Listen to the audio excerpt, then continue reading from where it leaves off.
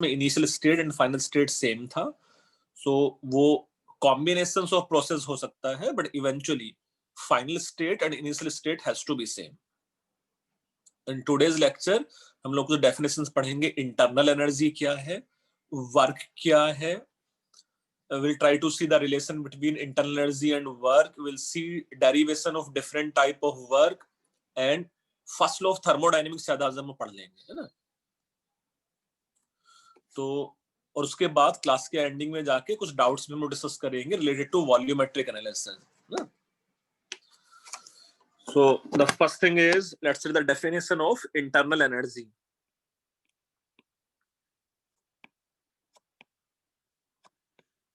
Definition of internal energy, इसका जो standard symbol है, आइदर ये सिंबल यू रहने वाला है या ये सिंबल कैपिटल ई रहने वाला है।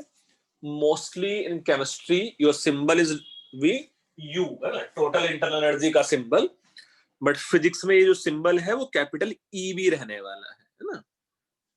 सो यू और E is going to be the symbol, and as per definition of internal energy is concern,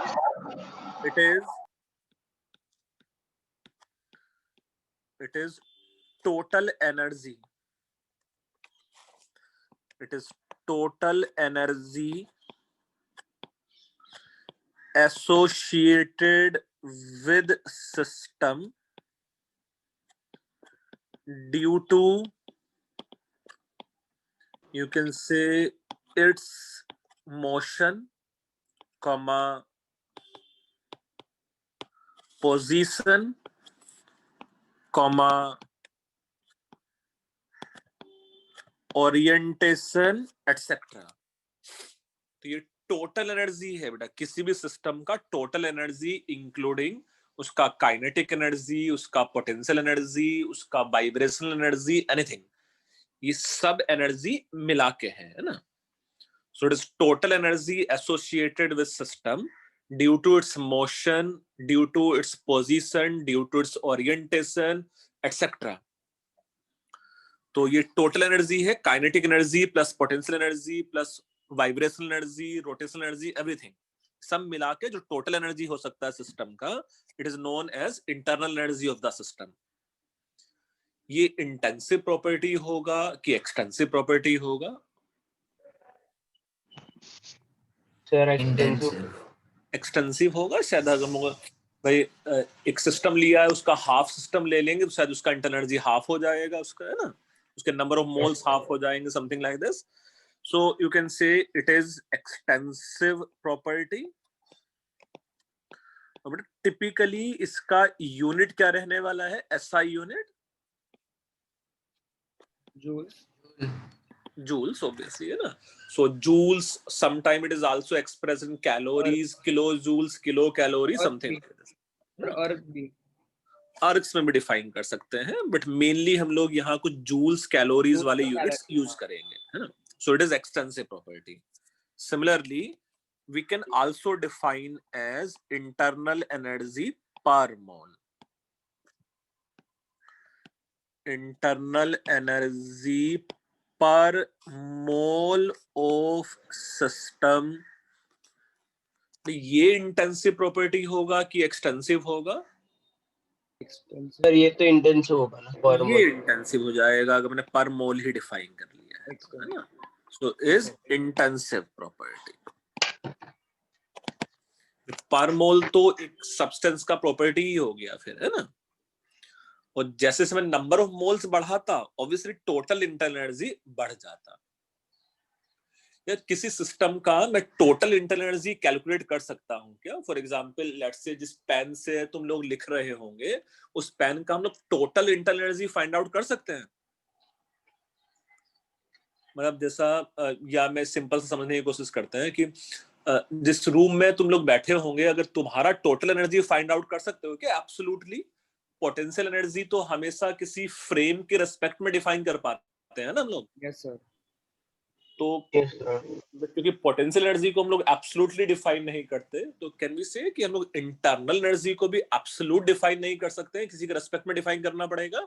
sir potential energy को डिफाइन करने के लिए डाटम Yes, लेवल sir. भी सेट करना होगा, अगर डाटा लेवल यस, तो एक रेफरेंस हम लोग को लेना पड़ता है ना बेटा, है ना. So you can say there is no significance of, you can say, absolute total internal energy. मतलब थर्मोडायनेमिक्स में हम लोग इंटरेस्टेड भी नहीं होंगे कि किसी एक सिस्टम का टोटल एनर्जी फाइंड आउट करने के लिए. So there is no significance of absolute total internal energy, but due to absence of, you can say, intermolecular force of attraction, due to intermolecular force of attraction in ideal gas. अच्छा, ideal gas में कोई force of attraction नहीं होता ना. So there is no significance of absolute total internal energy, but due to absence of intermolecular force of attraction in ideal gas, can we say उसका potential energy 0 है. जो भी energy है उसका क्या हो जाएगा, सिर्फ kinetic energy. Yes sir. So due to absence of intermolecular force of attraction in ideal gas, you can say its potential energy can't be defined, and internal energy means its kinetic energy only.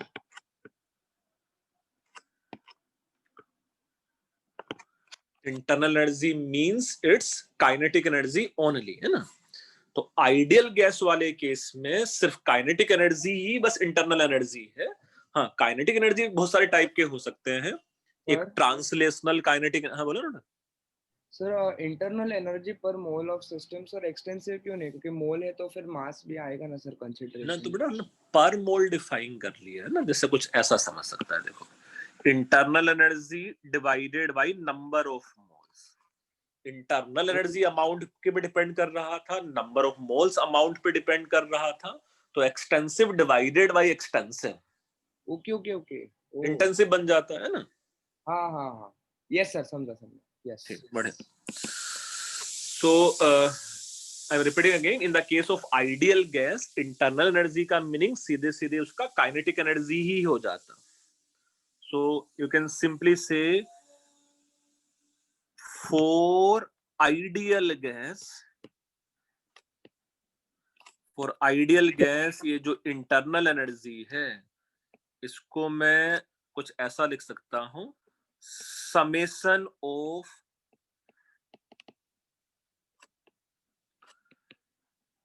Different type of, मैं ऐसा लिख लूं, KE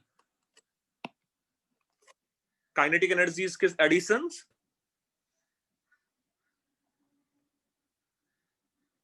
ऐसा लिख सकते हैं कि नहीं? यस. चलो, अभी कितना कितना होता है वो थोड़ा, हाँ बोलो सर. ये मेरे को समझा नहीं सर, आपने फॉर्मूला लिखा सिग्मा का. फार्मूला कुछ नहीं लिखा मैंने, बस इतना लिखा है कि जो डिफरेंट टाइप के काइनेटिक एनर्जीज होंगे आइडियल गैस में, अगर उन सबको ऐड कर दिया जाए तो आइडियल गैस का वो इंटरनल एनर्जी आ जाएगा कि नहीं आएगा. हाँ सर, कुछ.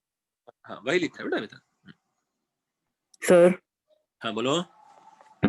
इंटरनल एनर्जी का सिग्निफिकेंस नहीं होता, वो एक और एक्सप्लेन कीजिए ना प्लीज. बेटा मैं ये बोल रहा था कि हम लोग टोटल एनर्जी कैलकुलेट करने में इंटरेस्टेड नहीं है. जैसा भाई हम लोग फिजिक्स में भी जब कंजर्वेशन ऑफ एनर्जी के फार्मूले तुम लोग लगाते थे 10th क्लास में, तो हम लोग उसका कभी भी एब्सोल्यूट एनर्जी फाइंड आउट नहीं कर रहे थे ना. हम लोग हमेशा change in energy, change in mechanical energy find out कर रहे थे ना, एक फॉर्म दूसरे फॉर्म में कन्वर्ट करने के लिए.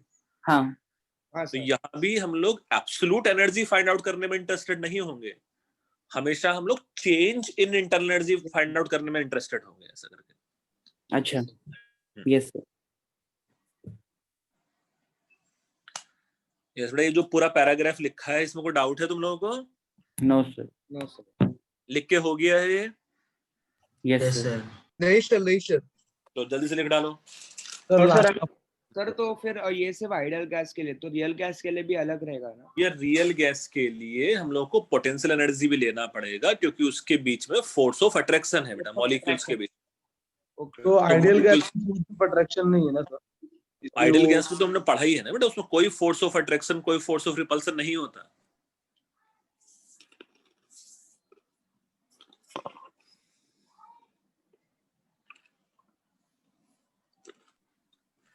सर किसी सिस्टम के ओरिएंटेशन के बेसिस पे कैसे एनर्जी आएगी?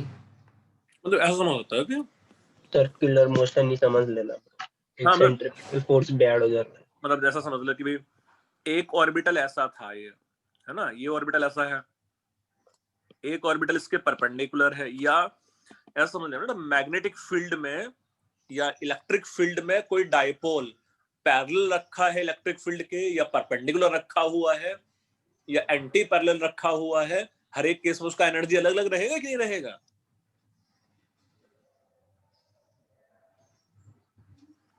या ऐसा हाँ समझ लो, सर, अलग रहेगा। अलग अलग रहेगा बेटा हर एक में।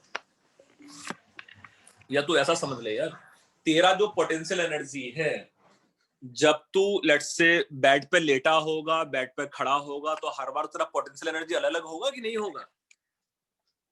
क्योंकि तेरा जो सेंटर ऑफ मास है वो अर्थ के सरफेस के रिस्पेक्ट में अलग अलग हाइट पे होगा, और डिपेंडिंग ऑन द ओरिएंटेशन। हमसे समझ में आ रहा है क्या बोल रहा हूँ मैं?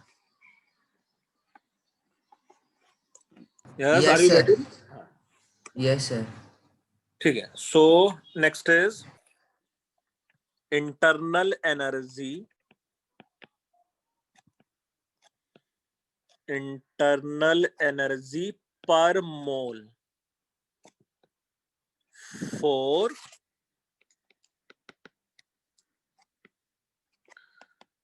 Different type of ideal gas. ये फिजिक्स में काफी डिटेल में पढ़ोगे। फिजिक्स में एक टर्म है equipartition of energy.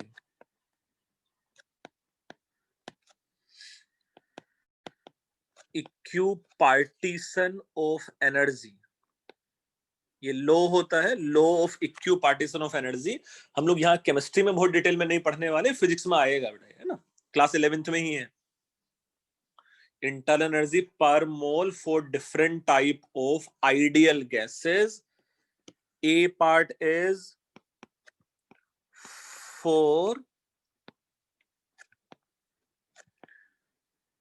let's say, monoatomic gas।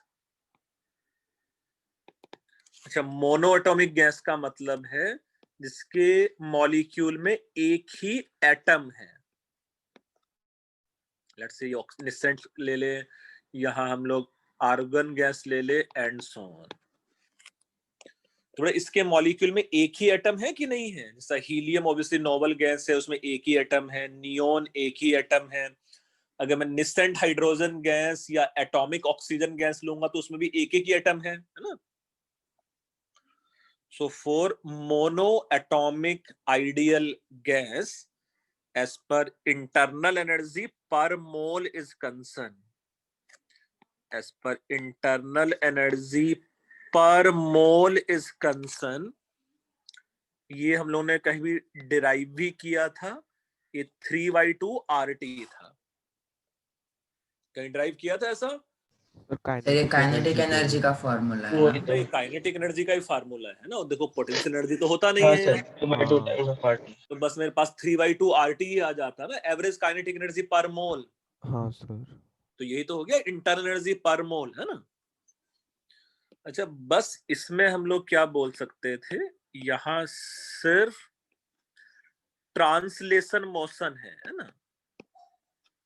ये जो मेरे पास एनर्जी है, it is related to only translational motion, है ना? ट्रांसलेशनल मोशन का मतलब क्या होता है? मतलब लेट्स से वो 3D में कहीं लीनियर कहीं ऐसा मूव कर रहा है ना। द ट्रांसलेशनल मींस जो उसके मूवमेंट से रिलेटेड काइनेटिक एनर्जी है ना। Similarly, let's say you can say for diatomic gas,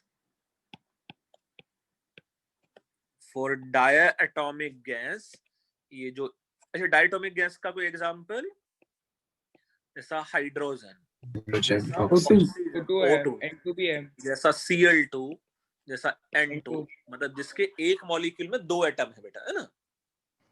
जिसके एक मॉलिक्यूल में लेट्स से 2 एटम है। In this case, internal energy per mole comes out to be 5/2 RT। 5/2 RT physics में detail में पढ़ोगे भी। यहाँ ट्रांसलेशनल मोशन तो है ही, प्लस रोटेशनल भी है ना।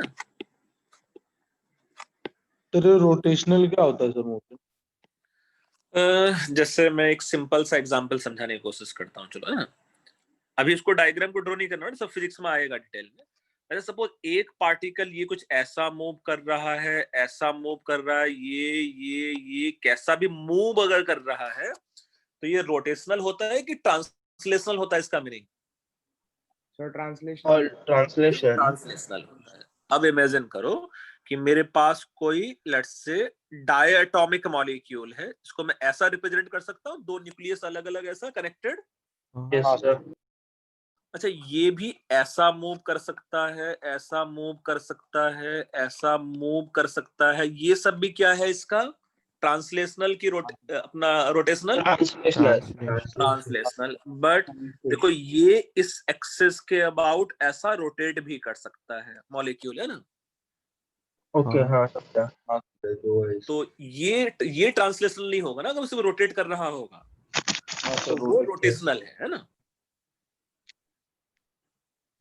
अच्छा, ये मोनोएटॉमिक के लिए भी डिफाइन कर सकते हैं क्या हम लोग रोटेशनल? नहीं सर, वो अकेला नहीं है। सर, नहीं सर, वो अकेला अकेला घूम के क्या करे। अकेला, और more important thing is in the case of ideal gas वो एक स्फेयर नहीं है, वो एक पॉइंट मास होता है ना। हाँ सर। तो पॉइंट तो रोटेट नहीं कर सकता है ना बेटा, है ना। उसका तो कोई एक्सेस ही नहीं होता। हाँ, उसका तो कोई एक्सेस ही नहीं हो सकता।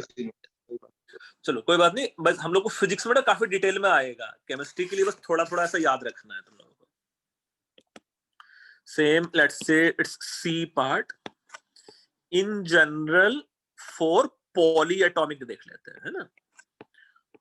For let's say polyatomic gas, the meaning of polyatomic gas means let's say this may be ozone, this may be CH4, this may be NS3, this may be H2O vapor and so on, है ना। Yes sir. अगर इन सबको भी मैं ideal imagine कर लूं तो in this case internal energy per मोल ये हो जाता है 6/2 RT, या मैं सिंपली बोल सकता हूं ये 3 RT हो जाता है। इसमें भी लेट्स से मेरे पास ट्रांसलेशनल एंड ज्यादा नंबर ऑफ रोटेशनल है ना। Translational and rotational motion. Physics में कुछ वाइब्रेशन भी पढ़ोगे, वाइब्रेशनल एनर्जी। केमिस्ट्री के लिए इतना काफी है बेटा, है ना। तो केमिस्ट्री के लिए तुम लोग को बस इतना याद करना है, इंटर्न जो भी रेड में लिखा है ना वो केमिस्ट्री के लिए याद करना है बस, है ना। मोनोटॉमिक गैस, हाँ बोलो ना। ट्रांसलेशन एंड रोटेशनल के साथ वाइब्रेशनल भी आएगा ना। वाइब्रेशन भी आएगा फिजिक्स में, और फिर वहां वो सिग्निफिकेंस समझोगे कि vibration is significant only at high temperature. मतलब पूरी कहानी है बेटा, है ना। हाँ पता है। जैसे एचसी वर्मा में इसको लेके एक टेबल ही दिया है पूरा, है ना, इक्यू पार्टीशन ऑफ एनर्जी को लेके, है ना, लास्ट में। ठीक। बट केमिस्ट्री के लिए नहीं करने की जरूरत है वो सब, है ना। केमिस्ट्री के लिए बस सिंपल याद करना है, मोनोएटॉमिक गैस के लिए इंटरनल एनर्जी पर मोल 3/2 RT है, डायटोमिक के लिए 5/2 RT है, एंड पॉलीएटॉमिक के लिए 3 RT है। ओके। ये 3 चीजें याद कर लोगे। 3/2 RT तो याद ही है पहले से ही। हाँ sir, average kinetic energy per मोल था वो, है ना। यस सर, और थोड़ा सा वो याद कर लोगे कि वो सिर्फ मोनोएटॉमिक गैस का इंटरनल एनर्जी है। डायटोमिक में ट्रांसलेशनल के साथ साथ हम लोग को रोटेशनल भी लेना पड़ता है, जो 5/2 RT हो जाता है, और पॉली एटॉमिक गैस के लिए और रोटेशनल लेना पड़ता है, तो सब मिला के 3 RT हो जाता है। यस सर, क्लियर है? यस सर, नहीं, जो बोर्ड पे है ये लिखा तुम लोगों ने? Yes sir. तो इसका मीनिंग समझ लिया कि एक मोनोएटॉमिक गैस सेकंड। का मीनिंग क्या होता है, डायटोमिक गैस का मतलब क्या है, या पॉली एटॉमिक गैस का मीनिंग क्या है? Yes sir. Yes yes. बढ़िया। और यस, तो वो क्या लिखा है, कोई पार्टीशन ऑफ एनर्जी लिखा है क्या? हाँ, इक्यू पार्टीशन ऑफ एनर्जी है बेटा, है ना। ये law of equipartition of energy है फिजिक्स में पढ़ने के लिए।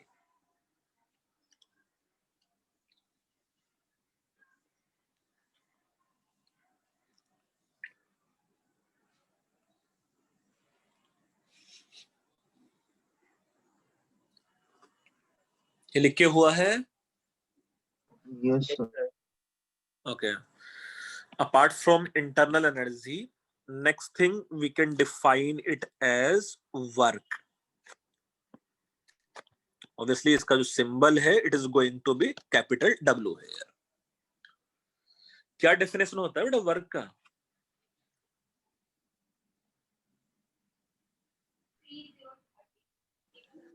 Work क्या होता है? sir, displacement Force into caused- displacement. Displacement. that is caused by body due to application of force from its initial position. Yes, एक वर्क ऐसा होता है। अच्छा, जैसे ये जब जिस रूम में तुम लोग होंगे अभी, वहाँ फैन चल रहा होगा कि नहीं? मतलब फैन चल रहा है ना, फैन हाँ या AC जो भी है। नहीं सर। तो अच्छा चलो कोई बात नहीं। तो जो इलेक्ट्रिसिटी की हेल्प से फैन चल रहा है ना, हाँ तो इलेक्ट्रिसिटी वहां कोई वर्क कर रहा है कि नहीं कर रहा है फैन चलाते समय? हाँ हाँ सर। सर, वो हाँ, कर रहा है। डिस्प्लेसमेंट। तो उसमें एनर्जी डिस्प्लेसमेंट हो रहा कन्वर्ट है? कर रहा है। हाँ उसमें नहीं डिस्प्लेसमेंट हो हो रहा रहा है। है? किधर हो रहा है? हाँ, नहीं हो सर रहा है। उसमें चार्जेस हो रहे हैं। हाँ, चलो हम लोग दो टाइप के वर्क डिफाइन कर लेते हैं हाल फिलहाल। That एक will be वर्क, potential ना, वो हाँ, potential एक वर्क को मैं लिख लेता हूँ लेट्स से मैकेनिकल वर्क, और एक वर्क को मैं लिख लेता हूँ, यू कैन से it is electrical and chemical work. जैसा जो मोबाइल फोन की बैटरी है, टैब का जो बैटरी है, वो ऑब्वियसली मैकेनिकल वर्क तो नहीं करता ना, है ना, वो लेट्स से इलेक्ट्रिकल या केमिकल वर्क कर रहा है। या जो हम लोग का माइंड है वो भी तो वर्क करता है ना, उसके लिए तो एनर्जी लगता है। हाँ सर, मेकल। उसका मैकेनिकल वर्क तो नहीं कर रहा है ना, वो इलेक्ट्रिकल या केमिकल वर्क कर रहा है। हाँ ठीक है, सो मेनली पहले हम लोग कुछ मैकेनिकल वर्क के बारे में सीखने की कोशिश करेंगे, है ना। So as per let's say for mechanical work, कुछ पार्ट तुम लोग शायद पहले से पढ़ते आए हो, इवन 10th में भी पढ़ा होगा, कुछ पढ़ा था थोड़ा सा force work? displacement into cos theta.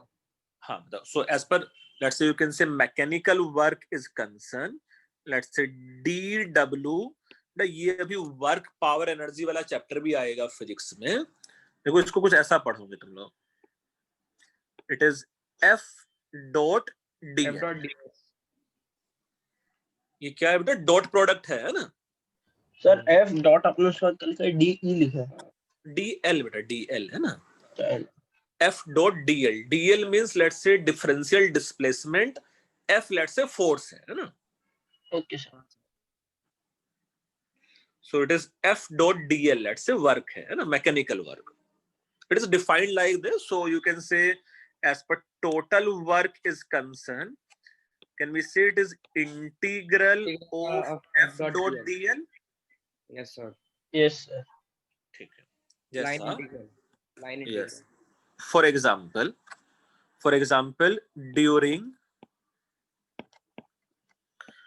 during let's say expansion of gas, suppose Sir, thermal expansion ना?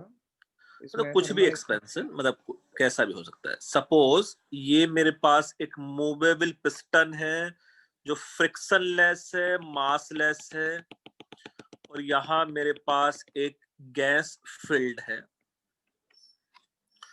यहां से जो सब मिला के टोटल प्रेशर लग रहा है, it is let's say P external, PEXT मैं लिख देता हूं, P एक्सटर्नल है ना। ड्यूरिंग एक्सपेंशन लेट्स से वो DL हाइट ऊपर मूव हो गया है सपोज, है ना, डिफरेंशियल। ड्यूरिंग दिस सपोज अब ये पिस्टन मूव होके इस पोजीशन पे आ गया था, तो डू यू थिंक यहां ये जो मेरे पास वॉल्यूम चेंज हुआ है, यहां मेरे पास ये जो वॉल्यूम चेंज हुआ होगा वो ये वाला वॉल्यूम चेंज है इसमें, यहां लिख लेते हैं, इतना वॉल्यूम इंक्रीज हो गया होगा, है ना। हाँ हाँ। सर। Yes sir. अच्छा, ये जो वॉल्यूम इंक्रीज हुआ है इसको जो कि मैं कुछ ऐसा डिफाइन कर सकता हूं क्या, ये जो वॉल्यूम इंक्रीज्ड है, this volume increased may be taken as let's say DV, differential change in volume. Yes sir. Okay, now फिर से अगर मैं ये वर्क डन DW का फार्मूला लगाऊं, सो कैन वी से यहां अगर मेरे पास जो अपोजिंग फोर्स है वो कौन सा है, E external. E external. Let's say F external लिख लेते हैं पहले, तो है ना, F एक्सटर्नल डॉट DL जो डिस्प्लेसमेंट हुआ होगा, है ना। Yes sir. Yes sir. अच्छा, F एक्सटर्नल एक्टिंग अपवर्ड और डाउनवर्ड, डाउनवर्ड। Downwards. और ये एक्सपेंशन होते समय DL का डायरेक्शन क्या है, अपवर्ड की Upward. डाउनवर्ड। Upwards. Upwards. तो अगर मैं यहाँ ये DW लिखूं तो मैं ऐसा लिख सकता हूँ, F एक्सटर्नल का मैग्नीट्यूड फर्दर DL का मैग्नीट्यूड और ये cos थीटा, थीटा कितना है दोनों वेक्टर्स के बीच में एंगल, 180। 180 degree. 180। तो नेगेटिव में जाएगा सर। Yes, Negative. एक अपवर्ड है एक डाउनवर्ड है, फर्दर DW में बी इक्वल टू, अच्छा, instead of F external can we say it is P P external multiplied by cross sectional area A। अगर इस क्रॉस सेक्शनल एरिया को let's say मैं डिफाइन कर लेता हूं कि ये A है लेट्स से, है ना, तो यही होगा ना, P external into cross sectional area. तो ये एक्सप्लेन कीजिए ना, और समझ में नहीं आया। अरे सर ये मुझे नहीं समझा। भाई, P एक्सटर्नल या प्रेशर क्या होता है, फोर्स पर यूनिट एरिया है ना। Force equal to pressure external. तो अगर मैं P प्रेशर को अगर क्रॉस सेक्शनल एरिया से मल्टीप्लाई कर दूंगा तो फोर्स नहीं आ जाएगा। हाँ, अच्छा, DL ये ऐसा DL लिख देते हैं, और यहां अब -1 DW can be equal to minus of P external A into DL कितना हो जाता, क्रॉस सेक्शनल तो वॉल्यूम हो जाता है। Volume. W. कैन बी से वो DV हो जाएगा, हाँ सर, डीवी होता है। Change in volume. हाँ. Yes sir.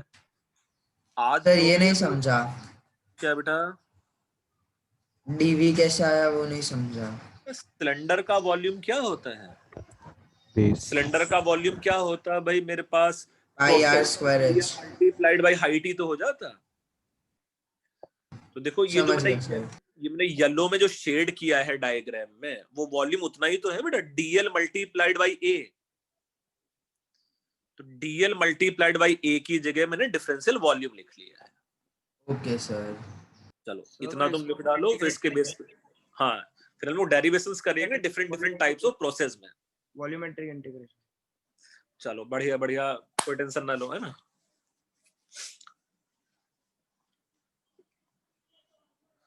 बड़ा ये समझना है क्योंकि आज के लेक्चर में मोर ऑफ लेस यही एक फार्मूला है, बस तुम लोगों को पढ़ना है ना। और क्योंकि अनफॉर्चुनेटली फिजिक्स में तुम लोगों का अभी तक वर्क पावर एनर्जी स्टार्ट नहीं हो पाया, वर्क पावर एनर्जी में ये सब यही सब है ना, वर्क कैसे फाइंड आउट करेंगे किसी फोर्स का, बट आई होप इतना थोड़ा बहुत समझ लोगे तुम लोग। तो केमिस्ट्री में हम लोग जो वर्क पढ़ेंगे वो थर्मो के रिलेटेड, तो वो मैकेनिकली होएगा ना मोस्टली सर।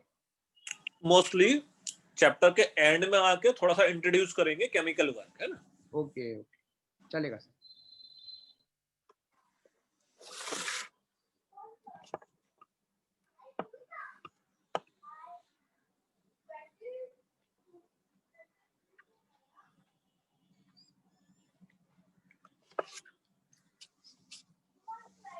और सर हम्म एक थोड़ा डाउट है हाँ सर मैंने बाकी के टेक्स्ट बुक में जो इक्वेशंस देखे ना सर थर्मो के रिलेटेड हाँ हाँ हाँ तो उसमें पार्शियल डिफरेंशिएशन है तो वो भी कॉन्सेप्ट इंट्रोड्यूस होने वाला है चैप्टर में नहीं बेटा, अभी के लिए बस क्लास 12th के लेवल में तुम पार्शियल डिफरेंशिएशन का मीनिंग बस इतना ही समझो कि जो भी ब्रैकेट के बाहर लिखा होता है वो एज्यूमिंग दैट कांस्टेंट उसके रेस्पेक्ट में नॉर्मल डिफरेंशिएशन करो बस, है ना।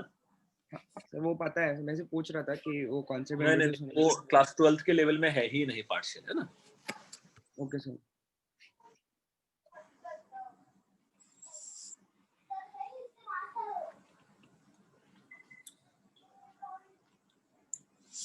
ये लिख के हो गया इतना? नहीं सर, 2 Yes, मिनट। sir. रुको Yes, सर. sir.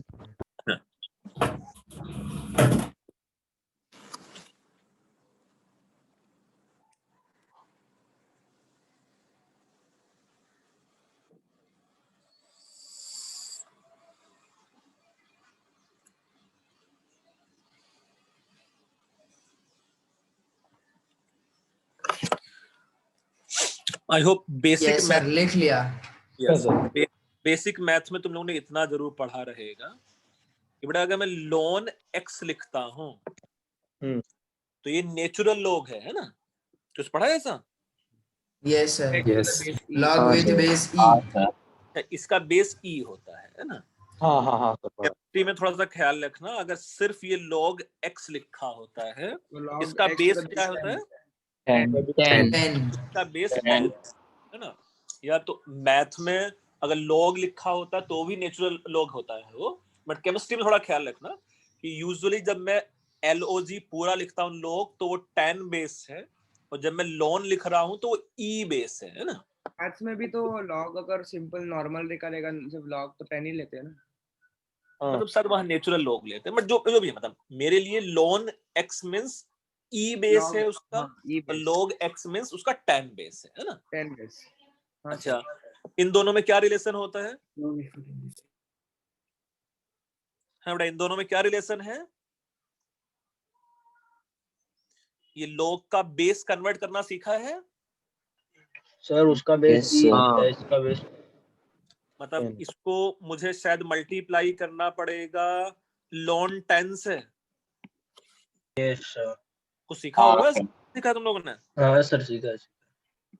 तो एक ये वाला फार्मूला हम लोग के बहुत काम आने वाला है केमिस्ट्री में कि ln x equal to 2.303 times of log x। ये ln 10 का वैल्यू है ना सर 2. ये ln 10 का वैल्यू है 2.303। हाँ मतलब ये रिलेशन केमिस्ट्री के लिए बड़ा यूजफुल होने वाला है ना। कन्वर्जन ऑफ सर इसको नोट करना है। आया, बिल्कुल नोट डाउन कर लो, या नोट डाउन नहीं भी करोगे इतनी बार आएगा डेरिवेशंस करते समय अपने आप याद हो जाएगा, है ना। तो ये वाला जो वैल्यू है वो ln 10 का वैल्यू होता है 0.303, है ना। ठीक है, सर हो गया सर लिख के। क्या? सर हो गया लिख के sir. Oh, very good. So you can say derivation. Sir mechanical के लिए है ना सर, मैकेनिकल। हाँ, सिर्फ मैकेनिकल के लिए derivation of, let's say, work done in different type of, let's say, expansion, in different type of expansion of gas. एक हम लोग वर्क डन का डेरिवेशन कर लेते हैं, वो डेरिवेशन के बाद में कुछ उस फार्मूले हम लोग को याद हो जाएंगे और फिर उसको यूज करेंगे अच्छे से। Let's say it's a part is reversible isothermal expansion, reversible isothermal expansion. बेटा रिवर्सिबल का मीनिंग क्या है पहले इसमें से ये बताओ मुझे। सर ये मतलब पार्शियली सर अच्छा बहुत स्लोली इनफाइनाइट स्लोली होता बहुत स्लो हाँ। होगा, ये क्वासी स्टैटिक। आइसोथर्मल का मीनिंग क्या है, through out the expansion Same no change in temperature. Temperature. So suppose in this cylinder which have movable massless frictionless piston, we have some gas here. You can imagine, suppose we have n mole of gas, है ना। इसका जो temperature है वो T है, और जो हमेशा ही लेट्स से कांस्टेंट रहने वाला इस वाले केस में it is isothermal, and we should have let's say expansion है। ये P let's say pressure of gas है, और बाहर से प्रेशर कितना लग रहा है यहाँ मेरे पास 1 atmosphere. मतलब P एक्सटर्नल 1 एटमॉस्फेयर नहीं, लेट्स से P एक्सटर्नल लिख लेते हैं हम लोग in general. Now during this we already know dW का वैल्यू, ये अभी कुछ डिफाइन किया था हम लोग, माइनस P एक्सटर्नल dV होगा। हाँ सर। अच्छा ये तो जनरल फार्मूला है जो हमेशा मैं यूज करूंगा ही करूंगा, हर डेरिवेशन में यूज करेंगे बेटा यहाँ से, है ना।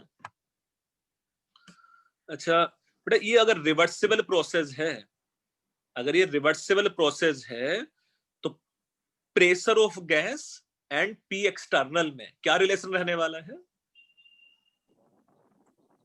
सर? हाँ। सर फिर से बोलिए, क्या क्या पूछा? अगर ये रिवर्सिबल प्रोसेस है तो जो गैस का प्रेशर P है और जो एक्सटर्नल प्रेशर P एक्सटर्नल है, दोनों में क्या रिलेशन रहने वाला है, Almost बहुत close. ऑलमोस्ट इक्वल रहने वाला है ना। मतलब मैं इसको ऐसा बोल सकता हूं, फॉर रिवर्सिबल, है ना, फॉर रिवर्सिबल प्रोसेस मैं ऐसा बोल सकता, P should be equal to let's say P external plus dP, where dP will tends to 0. Obviously driving force थोड़ा ज्यादा तो होना ही चाहिए, अदरवाइज एक्सपेंशन ही नहीं होता, बट वो जो चेंज है वो नेग्लिजिबल चेंज है ना। Sir can you repeat? मैं कुछ नहीं लिखा है, मैंने बस इतना लिखा हाँ है सर कि रिपीट करो ना। जो इंटरनल प्रेशर है वो एक्सटर्नल प्रेशर से थोड़ा ज्यादा होगा, और जो थोड़ा है वो नेग्लिजिबल है ना। मतलब driving force and opposing force approximately same ही है। सेम है। ओके सर समझा। 19-20 का फर्क है ना 19-20 का फर्क बहुत फर्क होता है, 19 में कोरोना नहीं था और 20 में है ना। आगे देखते हैं। सो DW रिवर्सेबल, तो मैं DW रिवर्सेबल को अप्रोक्सीमेटली ऐसा भी लिख सकता हूँ कि बेटा माइनस PdV, मतलब can we substitute P instead of P external in the case of reversible particularly? हाँ Yes, सर. यस सर अब अपना बोला उस तो ना। अच्छा मैं हर एक टाइप के रिएक्शंस के लिए नहीं कर पाऊंगा बेटा ये, है ना, सिर्फ रिवर्सेबल के लिए, है ना। Yes Okay. सर। सर ये आइडियल गैस के लिए, आइडियल गैस का सिचुएशन है नहीं अभी तक तो आइडियल गैस का कुछ ऐसा मीनिंग ही नहीं आया है यहाँ, है ना। इतना जो भी कुछ लिखा है अभी तक तो सबके लिए है, आइडियल हो, सॉलिड हो, लिक्विड हो, है ना। Okay sir. Further this may be written as, अब देखो मैं आइडियल गैस ले आता हूँ, nRT-V फॉर आइडियल गैस। अगर कोई और गैस होता तो P और V का जो रिलेशन होता वो पुट करते हैं यहाँ हम लोग, है ना। हाँ sir. So it is for let's say ideal gas. Further can we say ये जो W रिवर्सिबल होता, it will be integral of minus nRT-V dV, where volume vary from initial volume to final volume. Yes. अच्छा should be equal. Volumetric integration. अरे volumetric मेरे starting में initial volume से लेके final volume तक very करेगा ना वॉल्यूम बेटा। हाँ हाँ हाँ वो करेगा। अच्छा, इसमें से क्या क्या कांस्टेंट है? देखो n नंबर ऑफ मोल्स है, कोई लीकेज नहीं है तो कांस्टेंट है। सर एन और R आर कांस्टेंट है, constant आर भी कांस्टेंट, टेम्परेचर T भी भी कांस्टेंट constant. है। ये भी कांस्टेंट है। होते T भी आइसोथर्मल constant. है तो मैं टेम्परेचर को भी कांस्टेंट ले सकता हूँ। तो यहाँ मेरे पास बच जाता dV by V, volume vary from V1 to V2। यहाँ से जो W रिवर्सिबल है, reversible work done should be equal to minus RT। ये dV by V का इंटीग्रल क्या बन जाता? log V. ln V ln V1 minus ln V2. ln हाँ, V2 ln minus ln V2 को मैं ऐसा लिखता हूँ क्या? ln V2 divided by V1। हाँ सर। Yes. चलो इतना जल्दी से लिखो, फिर थोड़ा सा मैं इसको और समराइज कर दूंगा।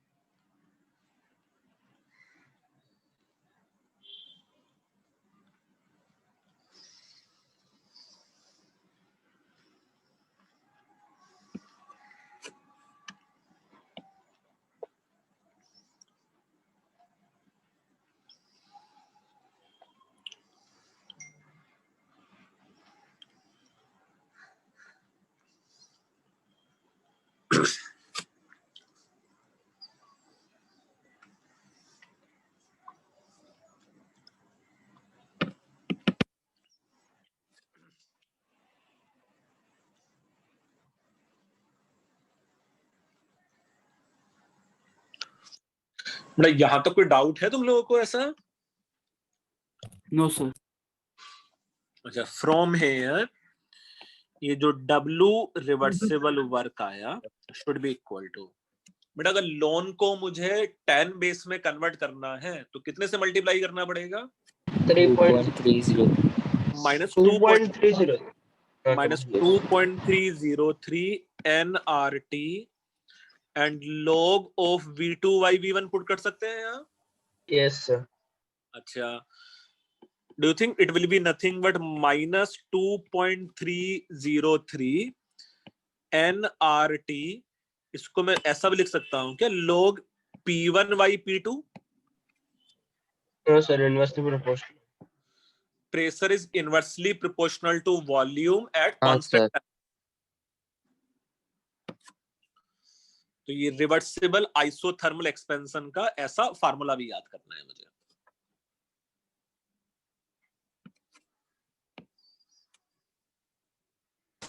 सर तो ऐसे क्वेश्चंस में लॉग का वैल्यू दिया रहेगा। ऐसे क्वेश्चन में log का वैल्यू दिया रहेगा और धीरे धीरे ये log तुम्हें याद रखने ही है। log 2 का वैल्यू 0.301 है। ऋषित सिन्हा, बेटा ये 2.303 आया है, जब मैं नेचुरल log को 10 बेस में कन्वर्ट करूंगा तो ln 10 से मल्टीप्लाई करना पड़ेगा जो 2.303 है ना। और यहां जो log 3 है इट इज 0.477। अच्छा, ये दो वैल्यूज याद रखने हैं और फिर मैं सारे लॉगरिथम अपने आप ही कैलकुलेट कर लूंगा ना। से log 4 क्या हो जाएगा, 2 log 2। Yes sir. log 5 क्या हो जाएगा, 1 minus log 2।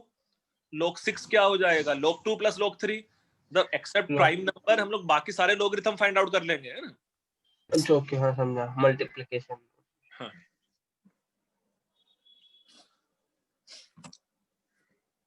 इस डेरिवेशन से related he you can say during expansion, एक मिनट है ना,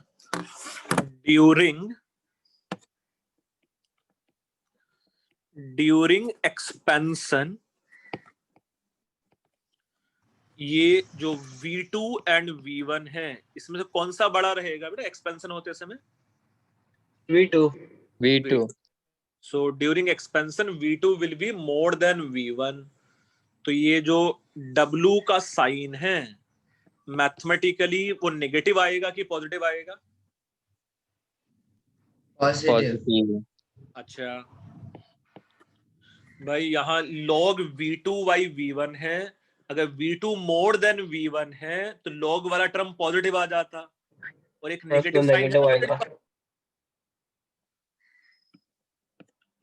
नेगेटिव है कि नहीं है बाहर? हाँ -2.303 सर है सर है।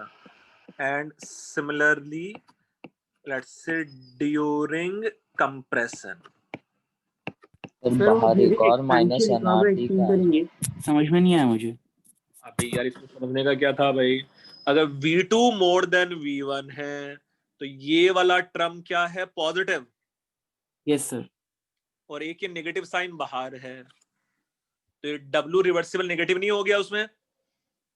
अच्छा हाँ। मतलब मैथमेटिकली भाई देयर इज नो हाँ, sir. Sense of negative work positive work, yes sir. But mathematically मेरे पास जो साइन आएगा वो नेगेटिव आएगा। ऐसा ही ड्यूरिंग कंप्रेशन जहां v2 मोर देन v1 है या v2 लेस देन v1 है तो log के अंदर वाला टर्म क्या बन जाएगा? नेगेटिव। और एक नेगेटिव ऑलरेडी बाहर है तो नेगेटिव नेगेटिव सब मिला के क्या बन जाएगा? ये पॉजिटिव। हाँ सर। ये भी लिख लो, आज कुछ सिग्निफिकेंस भी पढ़ेंगे नेगेटिव पॉजिटिव क्या है ना। बट मैथमेटिकली तो ऐसा आ रहा है पक्का पक्का।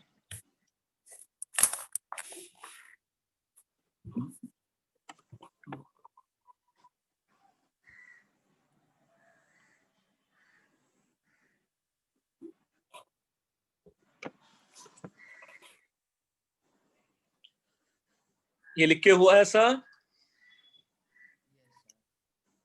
Yes sir. नो सर, एक minute.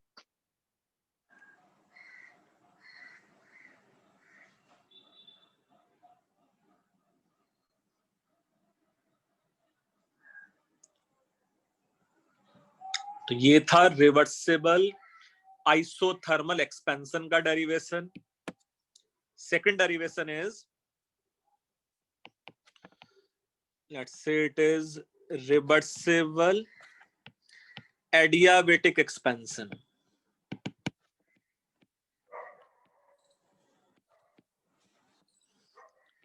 Reversible adiabatic expansion. Sir आप लास्ट स्लाइड एक बार ही दिखा सकते हैं क्या? वो लास्ट का पार्ट। बेटा बस मैंने उतना लिखाया था कि during expansion v2 more than v1 है तो वर्क डन नेगेटिव है, and during compression v2 less than v1 है and thus work done positive है। अच्छा बेटा, क्योंकि अगर ये भी रिवर्सिबल प्रोसेस है तो भी मैं इसमें dw रिवर्सिबल क्या लिख सकता हूं? -pdv। नहीं, यहां भी तो मैं p एक्सटर्नल की जगह p लिख सकता हूं कि नहीं? Yes sir. अच्छा, मेरे पास एक रिलेशन यहाँ पता है, क्या था यहाँ? pv raise to the power gamma equal to constant है ना? यस एडियाबैटिक नो है। अच्छा, ये कांस्टेंट का वैल्यू लेट्स से मैं k लिख देता हूँ सपोज, है ना? सो कैन वी से ये जो dw रिवर्सिबल है it will be some constant -k divided by v raised to the power gamma into dv हो जाता है। सर ये वाला नहीं समझ रहा बेटा pv raised to the power gamma equal to constant था कि नहीं था रिवर्सिबल एडियाबेटिक के लिए? अच्छा आपने डिवाइड कर दिया उसको। समझा। नाउ फर्दर ये जो w रिवर्सिबल है यहाँ it will be integral of -k v raised to the power gamma dv volume vary from v1 to v2. It should be equal to -k तो कांस्टेंट है वो बाहर ही आ गया और इंटीग्रल के अंदर मेरे पास बचा ये v raised to the power minus gamma dv volume vary from v1 to v2 should be equal to let's say -k times of v raised to the power minus gamma का integral क्या होता? v raised to 1 minus 1 divided by minus 1/- v raised to ये आएगा ना minus gamma plus 1 and it is -1 2 raised to the power gamma minus 1 minus v1 raised to the power gamma minus 1.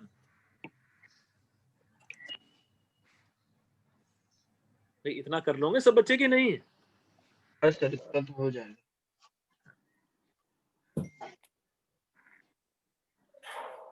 Sir ये last step एक बार explain करेंगे?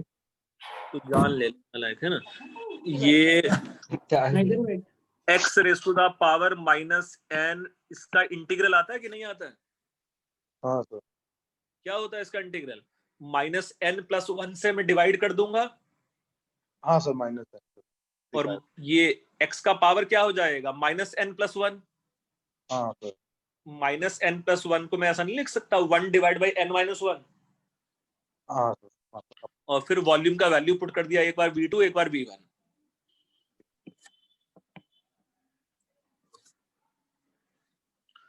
नहीं इतना calculus तो पढ़ा है तुम लोगों ने यार, मुझे पता है।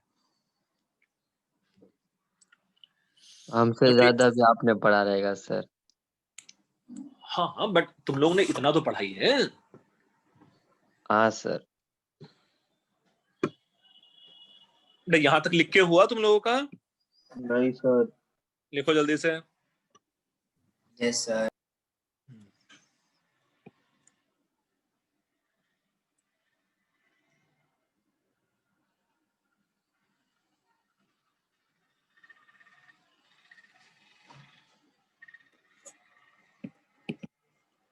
हो गया सर। अच्छा, इसमें further you can say W reversible should be equal to, इसको मैं ऐसा लिख सकता हूँ कि K times of gamma -1, minus minus तो कैंसिल्ड आउट हो जाता, and it is v2 raised to the power gamma -1 and it is v1 raised to the power gamma -1.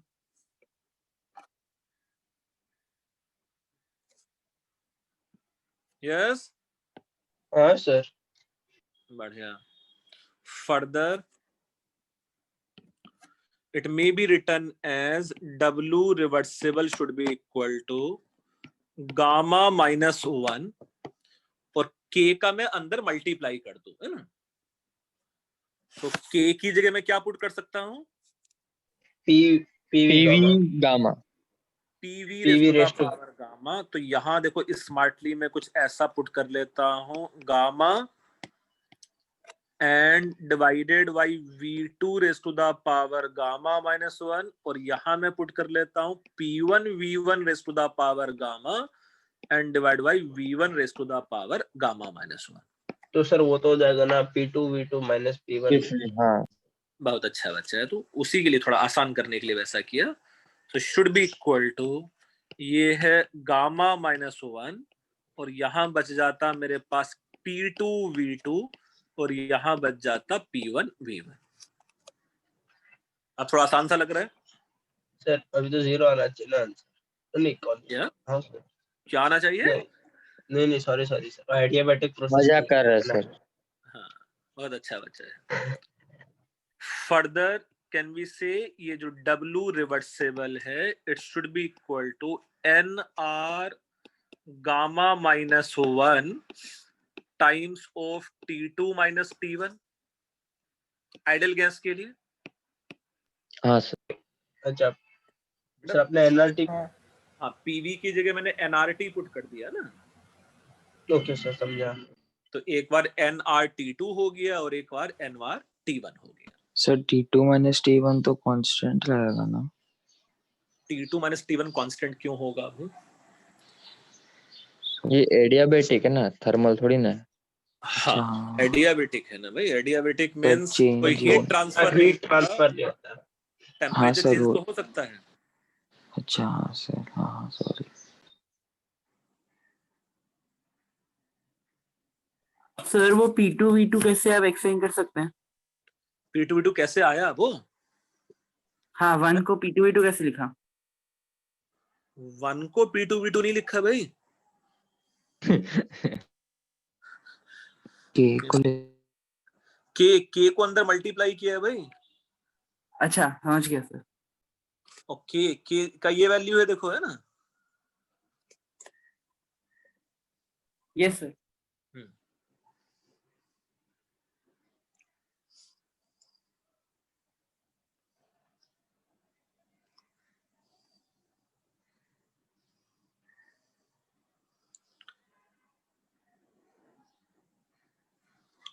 तो एक आइसोथर्मल का फार्मूला हमने डिराइव कर लिया है, एक एडियाबेटिक का फार्मूला हमने डिराइव कर लिया है। ऐसा ही अब सब बहुत आसान है। C part, if it is reversible isobaric process, it is reversible isobaric process. Isobaric means pressure will remain constant, है ना? So in the case of pressure will remain constant, अभी भी मैं ये तो डिफाइन कर ही सकता हूं कि let's say reversible work will be nothing but V1 से लेके V2 and minus PdV. Pressure constant था तो ये इंटीग्रल साइन से बाहर ही आ जाता, तो V1 से लेके V2 एंड dV, और ये बन जाता minus P times of V2 minus V1। हो गया। ये तो आसान हो गया लाइफ। चलो भाई, बहुत ज्यादा आसान था ये वाला लाइफ।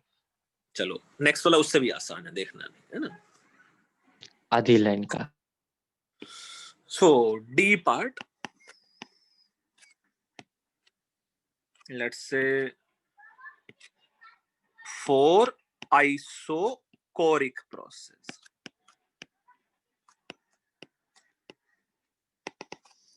अगर कोई आइसोकोरिक प्रोसेस होता, now as can we say DV या वॉल्यूम चेंज 0 है, तो डू यू थिंक यहाँ वर्क डन का वैल्यू क्या है?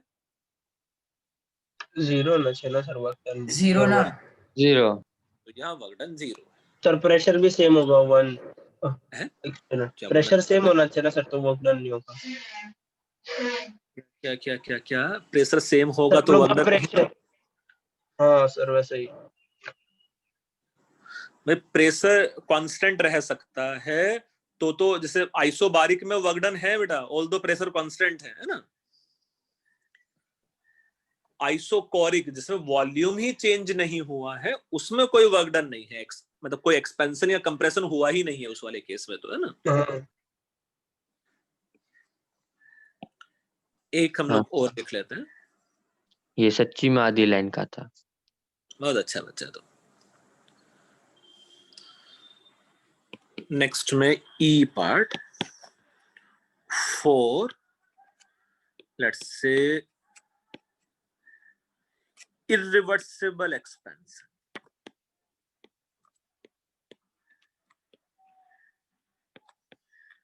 for irreversible expansion, ये जो dw irreversible है, it will be minus p external dv।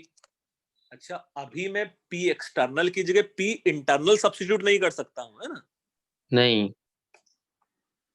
अभी मैं p इंटरनल की जगह, मतलब p एक्सटर्नल की जगह p इंटरनल सब्स्टिट्यूट नहीं कर सकते, वो हम लोग सिर्फ रिवर्सिबल प्रोसेस के लिए ही कर पा रहे थे, है ना? हाँ ओके सर। Yes sir. तो यहाँ भी मेरे पास let's say w irreversible, you think it should be integral of minus p external dv volume vary from v1 to v2, है ना? तो या तो क्वेश्चन में दिया होना चाहिए how p external very with volume, है ना? या तो कुछ ऐसा फंक्शन दिया होता, उसको इंटीग्रेट कर लेंगे हम लोग, है ना? और अगर क्वेश्चन में दिया है if p external is constant, suppose question में कुछ ऐसा दिया है कि let's say p external constant है, तब मैं ऐसा लिख सकता हूं क्या, d, ये जो वर्क डन इररिवर्सिबल है, it is nothing but minus p external v2 minus v1। हाँ सर। और अगर कोई फंक्शन दिया हुआ है p एक्सटर्नल को, तो उसको मुझे इंटीग्रेट करना पड़ेगा। Okay sir.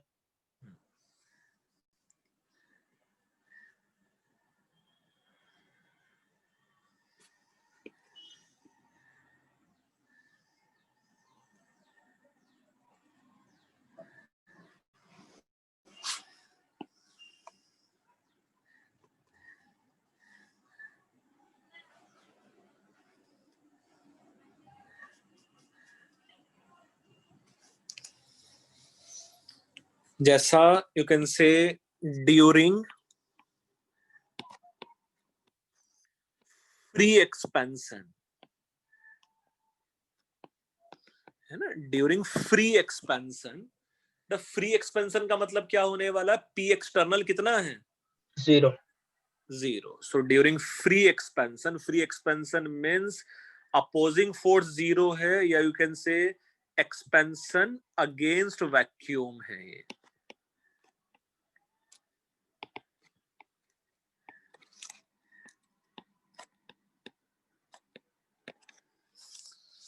During free expansion against vacuum, यहाँ P external का वैल्यू तो 0 है, तो बेटा ये वर्क डन कितना होगा? यहाँ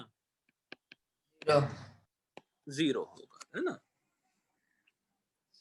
और ऑब्वियसली कोई अपोज करने वाला अगर है ही नहीं, है ना, कोई अगर अपोज करने वाला है ही नहीं, तो मेरे पास जो वर्क डन का वैल्यू होने वाला है इट विल बी 0।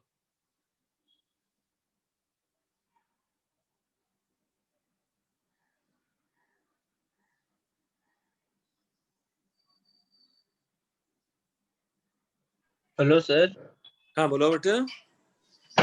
इतना ही है सर। ओके, अलग से हेडिंग डाले कि नहीं, रिवर्सिबल में कंसीडर कर ले इसको। किसमें? सर ये जो इसका, तो इसको अलग से कंसीडर करे कि नहीं, इरिवर्सिबल प्रोसेस में डाल दे। हाँ, इरिवर्सिबल प्रोसेस में लिख लो, क्योंकि अगेंस्ट वैक्यूम तो फास्ट प्रोसेस ही होने वाला है ना, वो इरिवर्सिबल ही होगा।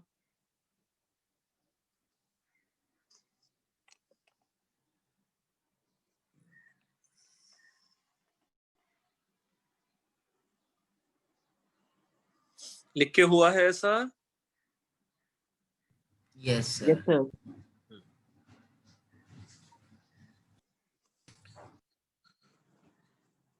तो हम लोग ने डिफरेंट टाइप के वर्क डन एक्सपेंशन करते समय गैस का, उसके कुछ फार्मूले का डेरिवेशन किया हम लोग, है ना।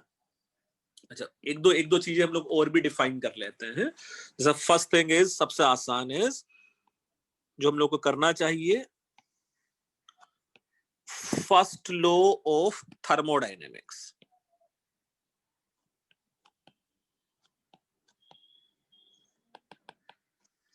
फर्स्ट लॉ ऑफ थर्मोडायनेमिक्स क्या होता है बेटा? फर्स्ट लॉ ऑफ थर्मोडायनेमिक्स ये तुम लोग ने नहीं पढ़ा सर।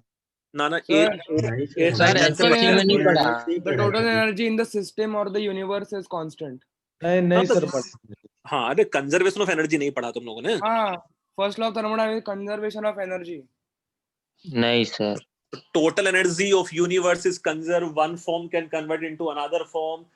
ये डिस्ट्रॉय नहीं किया जा सकता, ये क्रिएट नहीं किया जा सकता। सर हम लोग को ऐसा पढ़ा है sir, energy can neither be created nor be destroyed, can only be converted into one form or another, provided the total energy in the system or the universe is constant. Sir आप job छोड़ दो sir, इसको दे दो sir job.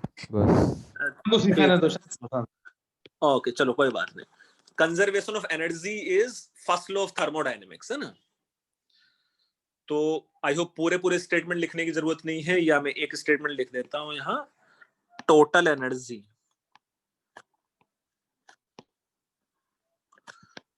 Energy of universe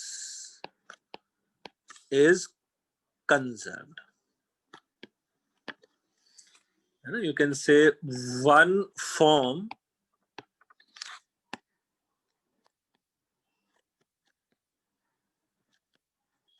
can converted into another,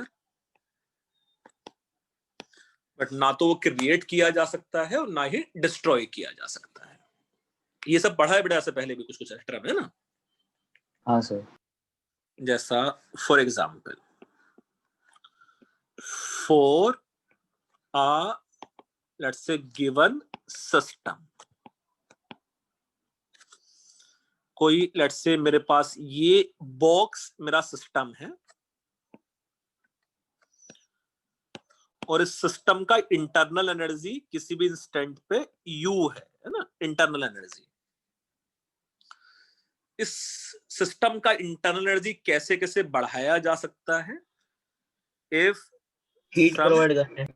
heat is provided, so you can say if heat is supplied, heat का typically symbol हमने क्या बताया था, Q है वो, क्यों? मतलब स्मॉल q लिख सकते हो या कैपिटल Q लिख सकते हो हीट के लिए, it is a standard symbol है ना। इंटरनल एनर्जी का सिंबल या तो U लिख सकते हो, फिजिक्स में मैक्सिमम जगह E है, कैपिटल E, केमिस्ट्री में कैपिटल U है, एनसीईआरटी में भी। हीट इज सप्लाइड, मैं एक और तरीके से उसका इंटरनल एनर्जी बढ़ा सकता हूं, if work done on the system, so work is done on the system, और इसको मैं सिंबल लिख लेता हूं W. So can we say according to first law of thermodynamics,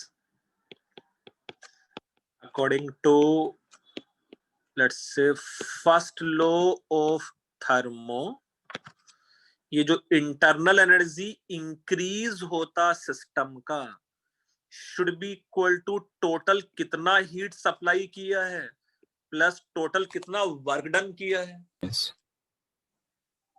में एक फॉर्म बस दूसरे फॉर्म में कन्वर्ट ही हो रहा है ना, वो कहीं डिक्रीज इंक्रीज नहीं हुआ प्लस यू भी नहीं होगा क्या। अच्छा, total energy delta U, sorry. Total energy जितना मैंने सप्लाई किया डिफरेंट डिफरेंट फॉर्म में, वो सर, उसका क्यों टोटल भाई यार। एनर्जी बढ़ा देगा ना सिस्टम का। Sir Yes, Q minus W है, Q प्लस W है। Q प्लस W ना, W मतलब मैंने वर्क डन भी किया है सिस्टम पे, हीट भी सप्लाई किया है, तो दोनों ही फॉर्म ऑफ एनर्जी है ना जो सप्लाई किया है मैंने। तो मैं जो हाँ, सर। टोटल इंटरनल एनर्जी बढ़ा सकता था सिस्टम का, मैं हीट सप्लाई कर सकता हूँ, मैं सिस्टम पे वर्क डन कर सकता हूँ, है ना। Yes. अच्छा, इस इक्वेशन में if you see few sign conventions, है ना, if you see few sign conventions, जैसा first is if heat is supplied, if heat is supplied, इस फार्मूले में, इस इक्वेशन में वो मुझे प्लस के साथ पुट करना चाहिए कि माइनस के साथ पुट करना चाहिए? Plus plus sir. प्लस, तो ही तो वो इंटरनल एनर्जी को बढ़ाएगा बेटा। बस एक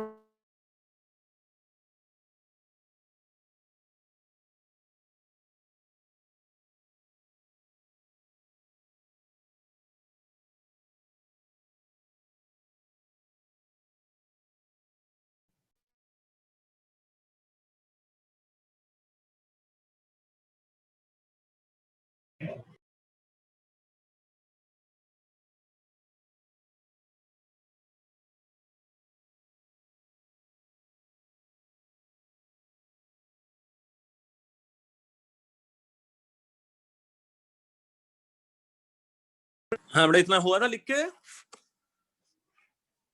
नहीं सर। अरे क्या बात करना। सर ऐसा ही suppose if heat is released from system, इस फार्मूले में मुझे नेगेटिव साइन के साथ पुट करना चाहिए क्योंकि वो इंटरनल एनर्जी को डिक्रीज करेगा। यस और no? Yes, sir. Similarly, if work is done by the system या on the system पहले लिख देते हैं, if work is done on the system, मुझे प्लस साइन के साथ लेना चाहिए, माइनस साइन के साथ लेना चाहिए इस इक्वेशन में पुट करने के लिए? Plus sign. प्लस साइन के साथ, क्योंकि तभी तो वो इंटरनल एनर्जी बढ़ाएगा। Yes sir. तो ये प्लस साइन के साथ लेना चाहिए मुझे। और ऐसा ही work done by the system होता तो सर माइनस Negative. नेगेटिव के साथ लेना चाहिए, वो अपने आप लिख लोगे फोर्थ वाला। हाँ हाँ। सर। तो if it is work done by the system taken with negative sign. अच्छा, ये पॉजिटिव नेगेटिव का क्या सिग्निफिकेंस है, मैं एक क्वेश्चन की हेल्प से समझाता भी हूं।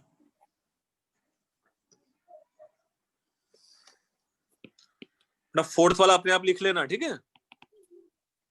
If work is done by the system, it is taken with negative sign.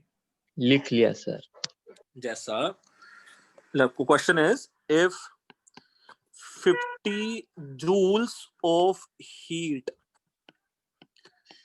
is supplied to a given system.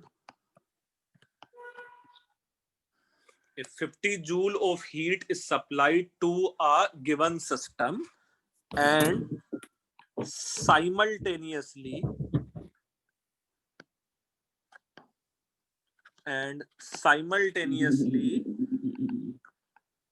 it does, you can say, 30 joules of work. मतलब मैंने 50 जूल्स हीट सप्लाई किया था system को और simultaneously system ने 30 joules of work भी किया है. Then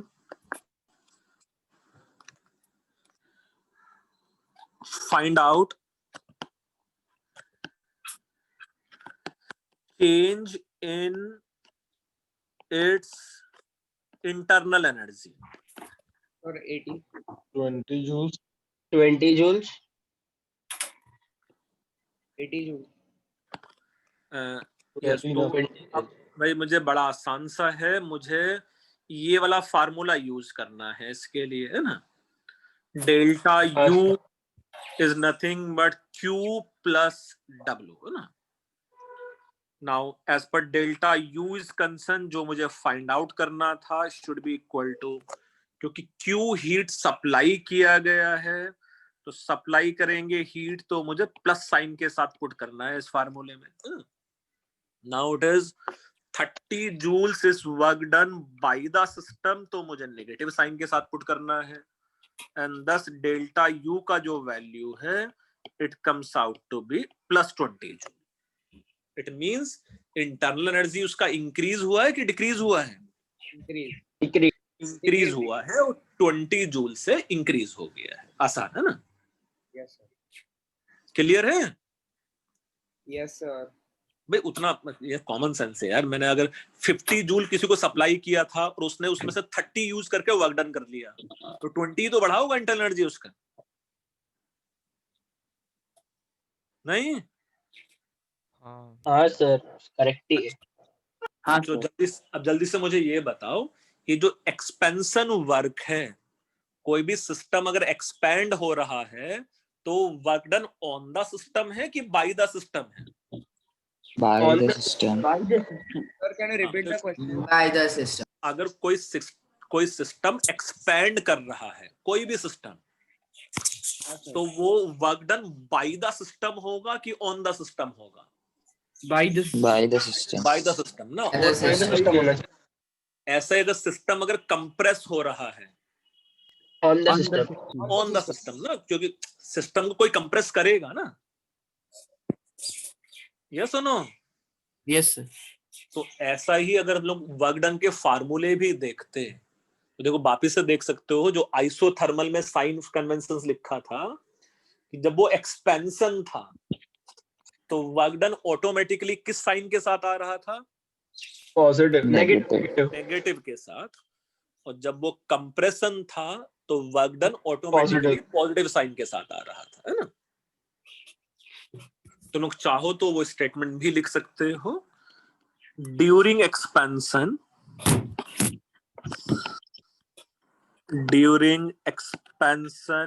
of system it is work done by the system, and during compression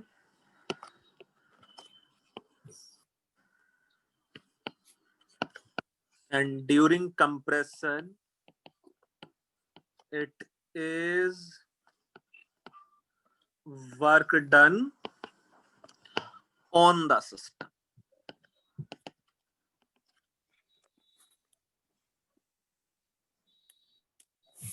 clear? बस सर, थोड़ा ऊपर ना लिखना है. सर तो जितना एक्सपैंड हो रहा है उससे ज्यादा कंप्रेस हो रहा है ना, उसी हिसाब से तो हमेशा बढ़ते रहेगा। अब नहीं, पॉजिटिव नेगेटिव का मतलब ऐसा नहीं है कि पॉजिटिव बड़ा है नेगेटिव छोटा है ना। अच्छा ठीक है सर, तब ठीक है। अबे ये बस एक साइन कन्वेंशन है बेटा।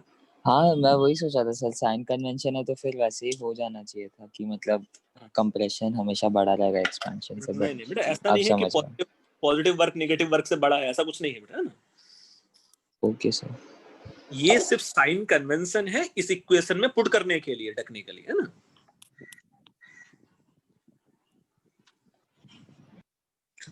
अगर नेगेटिव रहता है तो भी मतलब इंक्रीज ही हो रहा है ना एनर्जी। भाई वो तो किसका इंक्रीज हो रहा है उस पर डिपेंड करेगा। मे बी सिस्टम का डिक्रीज होकर सराउंडिंग का इंक्रीज हो रहा है ना। अच्छा हाँ सर, समझ में आया सर। किसी का डिक्रीज होगा तो किसी का इंक्रीज होगा ना, पक्का। Yes sir, understood. तो सर हमें तो इसमें पहले जो कंडीशन दिया रहेगा उस हिसाब से वर्क डन फाइंड आउट करना पड़ेगा और उसके बाद सर बड़ा सब सिंपल करना पड़ेगा। एक्सपेंशन होते समय, अब याद हो जाएगा ना, एक्सपेंशन होते समय मेरे पास आंसर वर्क डन का हमेशा नेगेटिव होगा, है ना। हाँ सर। कंप्रेशन होते समय वर्क डन का आंसर मेरे पास हमेशा पॉजिटिव होना चाहिए, कोई कंफ्यूजन ही नहीं उसमें। मैं तो क्वेश्चन के पॉइंट ऑफ व्यू से बोल रहा था कि अगर वो लोग ने ऐसा क्वेश्चन दिया तो पहले हम लोग को वर्क फाइंड करना पड़ेगा, उसके बाद। चलो बढ़िया, बहुत अच्छा बच्चा तो। ठीक है, इतना लिख के हुआ। Yes sir. अच्छा चलो, 2 टर्म हम लोग और डिफाइन कर लेते हैं और फिर और भी चीजें। सो एक है लेट्स से स्टेट फंक्शन, एक टर्म है लेट्स से स्टेट फंक्शन। अच्छा, STATE, state function. you can say if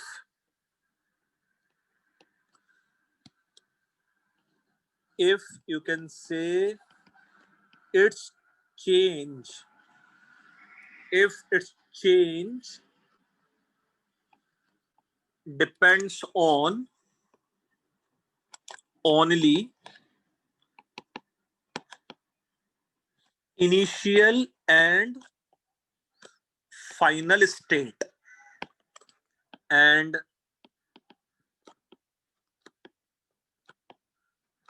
independent of process or path. If its change depends only on initial and final state and independent of process or path, it is state function.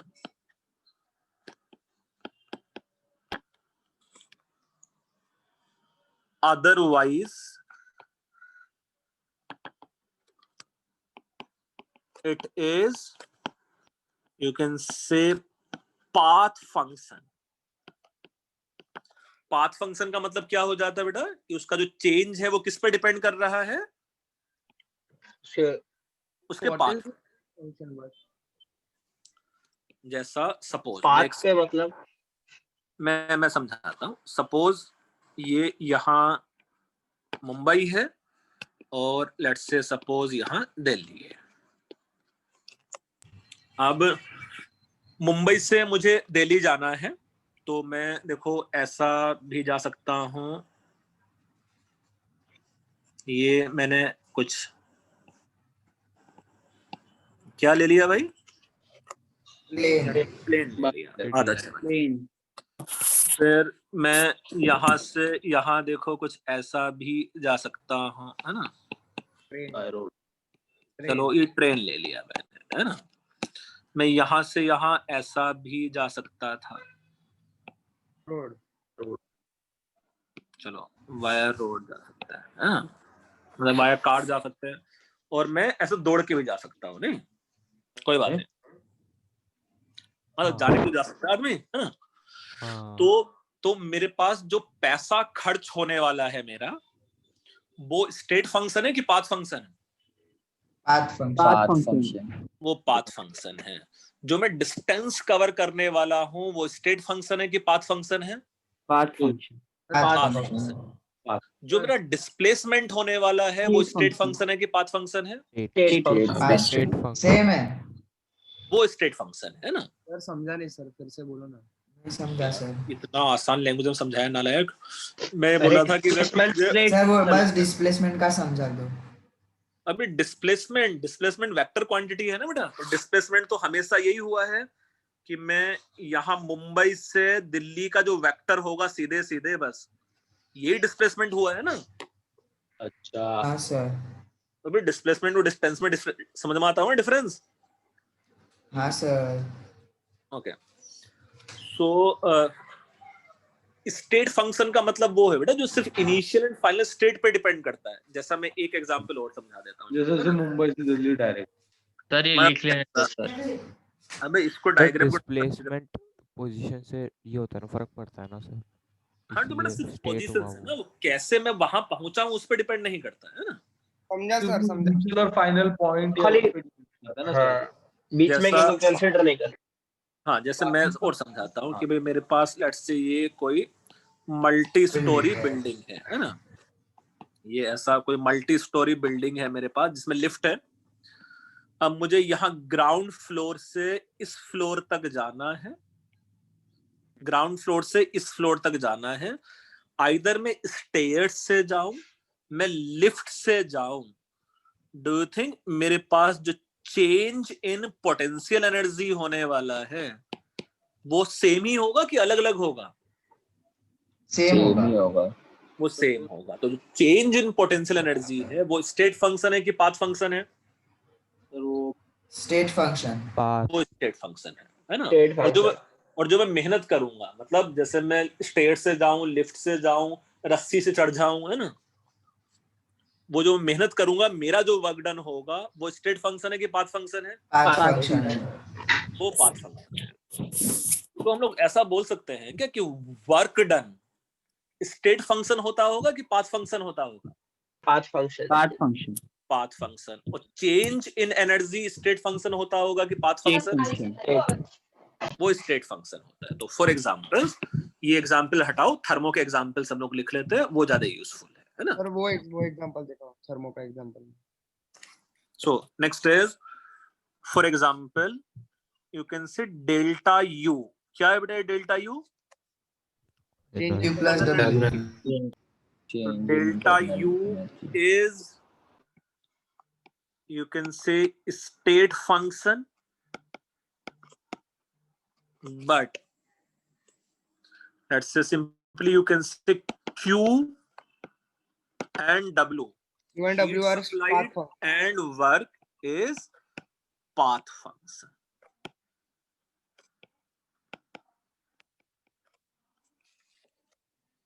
So delta U let's say state function है, Q and W let's say path function है ना।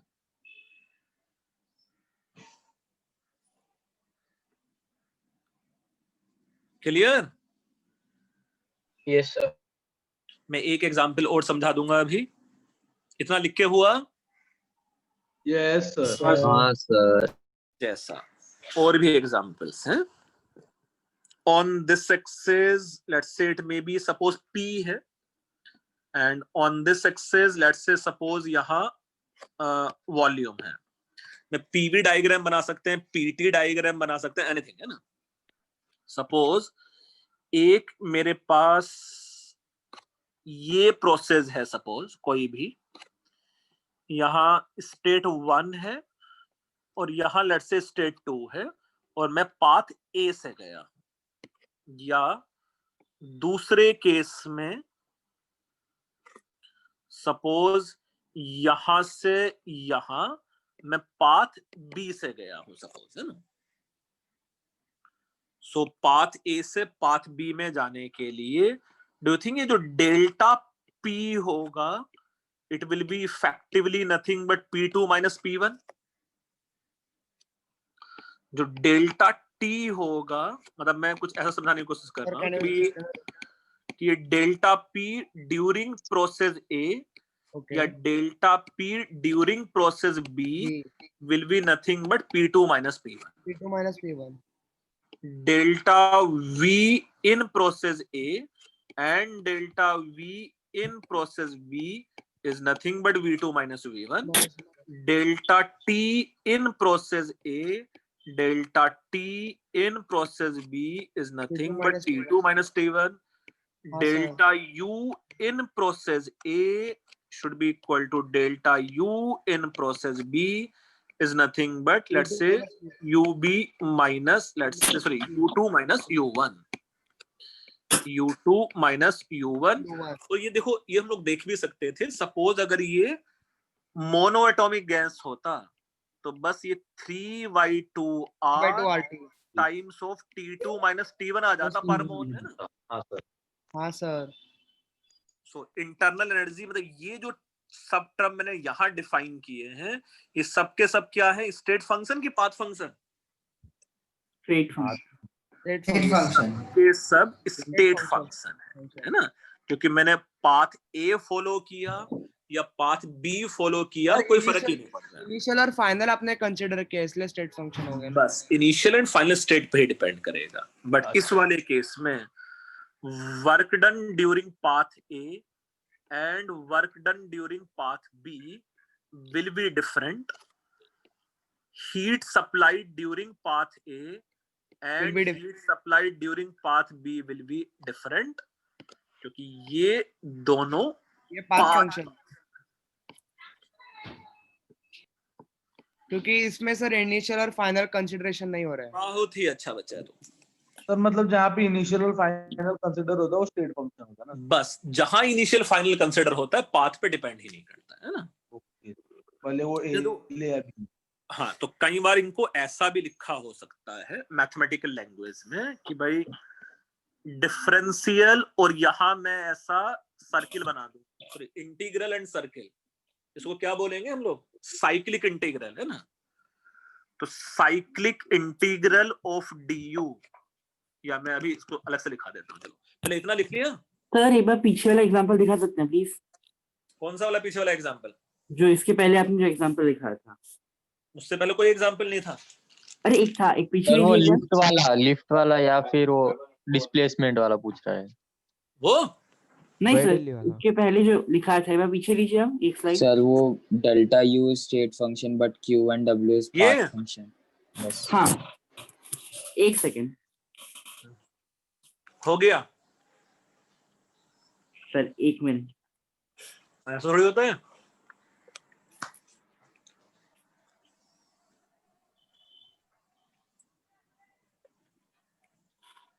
हो गया sir.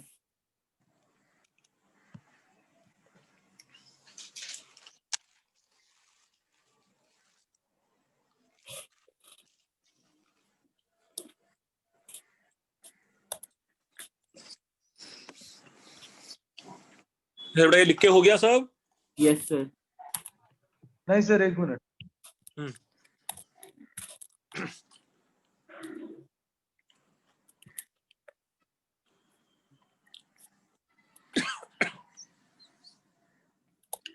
Sir तो हम लोग classes चालू करने वाले हैं दिसंबर में। हाँ देखते हैं। रामसेट वाले कंसर्न फॉर्म मांग रहे हैं कि आप अपने बच्चों को भेज रहे हो क्या?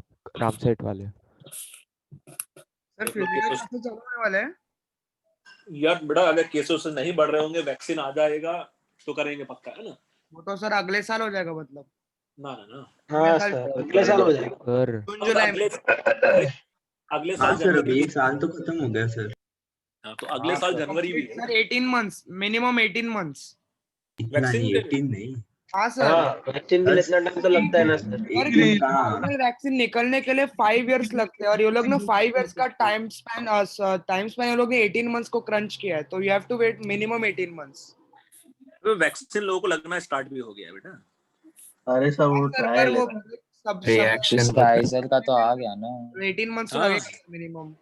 लेकिन इंडिया में सर नहीं आ रहा फाइजर का, क्योंकि इंडिया में टेम्परेचर्स बहुत ज्यादा है और डीप फ्रीजर्स है। सर उसको -70 डिग्री चाहिए रखने के लिए, ऐसा और स्पेशल फ्रीजर रखना पड़ेगा उसके लिए। हाँ सर, ऐसा चाहिए उसके लिए। और ये जो वैक्सीन है ना फिजर वगैरह, ये लोग का लाइक बहुत अच्छा है, लाइक 95+% हो गया सर एफिकेसी, पर you know they are still not giving because there are some still test running. अभी बाकी का पता नहीं सर, सर पापा बोले कि लाइक मिनिमम एटलीस्ट मई तक तो आ जाएगा, आना कोई चाहिए। टेस्टिंग सब करवा लो, या तो कोरोना से मरोगे वैक्सीन से मरोगे, क्या फर्क पड़ेगा, है ना? सर कोरोना से कौन मरता है? बस जिगर चाहिए। सर तुझसे नहीं आजकल तो होता कोरोना सर। को भी बोलते, मेरे को देख कर हाँ सर, जिगर जिगर चाहिए बोल रहे हैं लोग। चलो आगे बढ़ते अरे हैं। सर 5 दिन में तो ठीक हो जाते हैं, उसमें क्या? बस बस भाई, कंट्रोल है। अच्छा, 4 let's say cyclic process, 4 cyclic process. Cyclic process का मतलब सपोज यहाँ मैंने ले लिया P और यहाँ लेट्स से मेरे पास V है, और कोई भी सपोज एक कोई ऐसा प्रोसेस ले लेते हैं जो वापस वहीं आ जाएगा, रिटर्न हो गया, है ना? ये साइक्लिक प्रोसेस का मीनिंग है ना? तो सर Yes, इसमें तो sir. डेल्टा कुछ भी 0 होगा ना? अच्छा, साइक्लिक प्रोसेस में ये जो Q है ये 0 होगा कि नॉन 0 होगा? Heat non zero. Non-zero. Non 0 होगा क्योंकि पाथ तो फॉलो हुआ है ना? Yes sir. डब्ल्यू भी non zero. Will be non 0, delta U Zero. 0। इसका मतलब मैं ऐसा बोल सकता हूँ क्या, Q should be equal to -W? Yes sir. Yes, sir. यही तो था, Q प्लस W के इक्वल था ये, हाँ है सर, ना? हाँ सर। हाँ सर. अच्छा, अब देखो कुछ ऐसे टर्म भी यहाँ लिखे हो सकते थे, cyclic integral DW is non-zero and cyclic integral of du should be 0. Cyclic integral means integral over cyclic process, है ना? Cyclic, yes sir. Wow sir तो इसका इंटीग्रेशन करने का प्रोसेस अलग होता है। ना ना ना, अरे सेम इंटीग्रेशन ओवर डिसाइड कर है। सर सिर्फ नोटेशन केमिस्ट्री के टर्म्स नोट, में। हाँ notation, Notation. Integration Okay. Over cyclic process. सिर्फ नोटेशन अलग होता है, बाकी सब सेम होता है। हाँ हाँ बेटा, सेम ही हाँ तो। भाई, लगना चाहिए ना 11th में। बहुत अच्छे बच्चे, चलो इतना हो गया। सर ऐसा भाई, आगे देखने को मिलेगा ना? हाँ, एक दो बच्चे ऐसे फालतू के जो कम क्रैक करो, पढ़ाई पे ज्यादा ध्यान दो बेटा। हाँ, सो DW लेट्स से एक बार नॉन 0 है, और ये जो DU है इंटरनल एनर्जी चेंज, वो पक्का 0 है। इतना लिख के हुआ? नहीं। हाँ सर।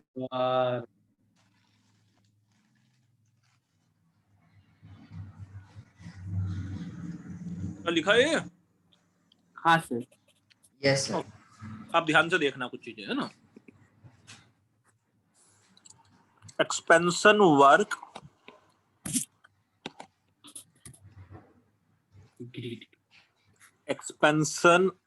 लेट्स से, है ना?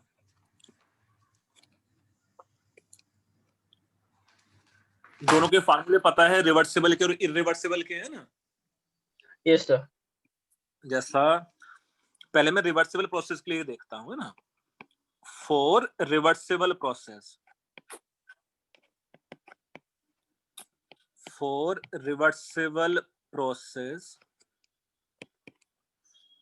डू यू थिंक ये जो वर्क है it is nothing but integral of minus PdV, है ना? Volume vary from V1 to V2, यही है ना रिवर्सिबल वर्क? Yes sir. अच्छा, तो अगर मैं कोई PV डायग्राम बनाता हूँ, P एंड V हेयर, और सपोज ये PV डायग्राम कुछ ऐसा है, मैं यहां से लेके यहां तक आया, ये मेरे पास स्टेट 1 है और ये मेरे पास लेट्स से स्टेट 2 है, इन विच ये वॉल्यूम लेट्स से सपोज मेरे पास V1 था, और ये मेरे पास लेट्स से वॉल्यूम V2 था। आई होप कैलकुलस में इतना सब तुम लोगों ने पढ़ा है कि ये जो शेडेड एरिया है, ये जो एरिया है, एरिया अंडर द ग्राफ, है ना? इसमें ये जो एरिया था यहाँ, ये यही है क्या? Integral of PdV volume vary from V1 to V2? Yes, sir. Yes. So can we say ये जो W रिवर्सिबल का मैग्नीट्यूड है, it is nothing but equal to area under PV diagram.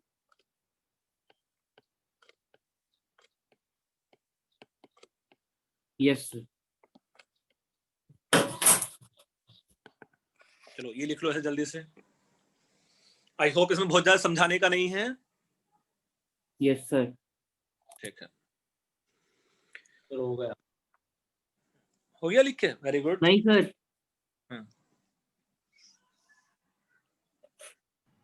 Sir ये समझ तो गया, लेकिन इसका एक्सपेंशन वर्क से क्या रिलेशन है? बेटा अभी देखेंगे क्या है ना. ओके. बट जब हम लोग कैलकुलेशंस करेंगे तो डायरेक्टली हम लोग एरिया ही फाइंड आउट कर लिया करेंगे instead of integration. Yes sir. Okay sir.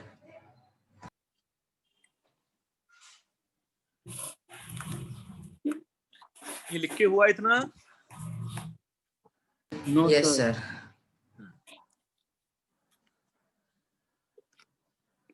Sir एक बार पहले वाली स्लाइड कीजिए ना. पहले वाला स्लाइड कुछ नहीं था बेटा, ये वाला था.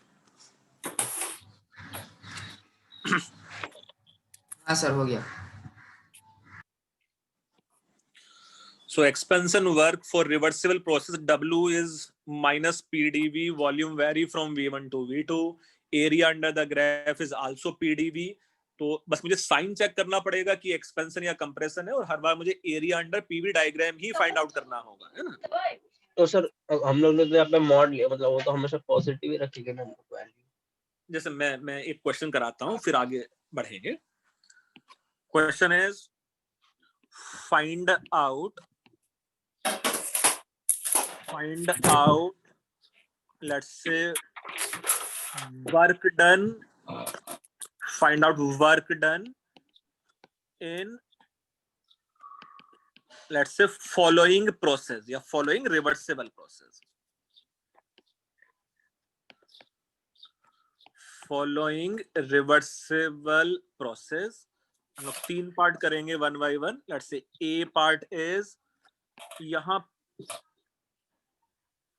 P एंड V गिवन है, और सपोज यहां से लेकर यहां तक आना है, जिसमें से वॉल्यूम का वैल्यू V0 गिवन है, ये वॉल्यूम का वैल्यू 3V0 गिवन है, और ये जो प्रेशर है वो P0 गिवन है. तो पहले ए पार्ट ही हम लोग करेंगे लेट्स से, है ना. तो यहां से मैं पॉइंट ए से पॉइंट बी तक गया हूं. इस प्रोसेस में कितना वर्क डन है बेटा? 2P0 V0. सो एक तो मुझे ये पक्का है कि जो एरिया है वो ये शेडेड एरिया ही वर्क डन है ना. Yes sir. तो जो मेरे पास यहाँ वर्क डन है, ये रेक्टेंगल का एरिया कितना हो गया है? रेक्टेंगल का एरिया मेरे पास आ जाता 2P0 V0. अब मुझे ये बताओ, ये एक्सपेंशन है कि कंप्रेशन है? कंप्रेशन. अच्छा, नालक वॉल्यूम इंक्रीज हुआ है डिक्रीज हुआ है? इंक्रीज हुआ. एक्सपेंशन है. एक्सपेंशन. ये एक्सपेंशन है. तो expansion work is always taken with negative sign, है ना. Work done by the system है ना, टेक्निकली वॉल्यूम बढ़ा है. Yes sir. तो एक्सपेंशन वर्क को फिर नेगेटिव साइन पुट कर देना है बस. Similarly B part on this axis, let's say it is P. On this axis, let's say we have V. और ये suppose इस टाइप का, in which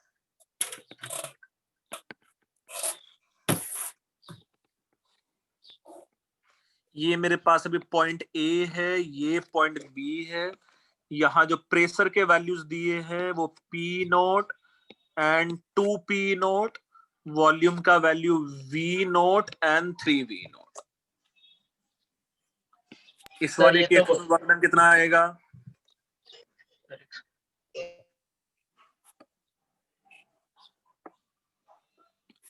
In this case, work done is nothing but area of this trapezium?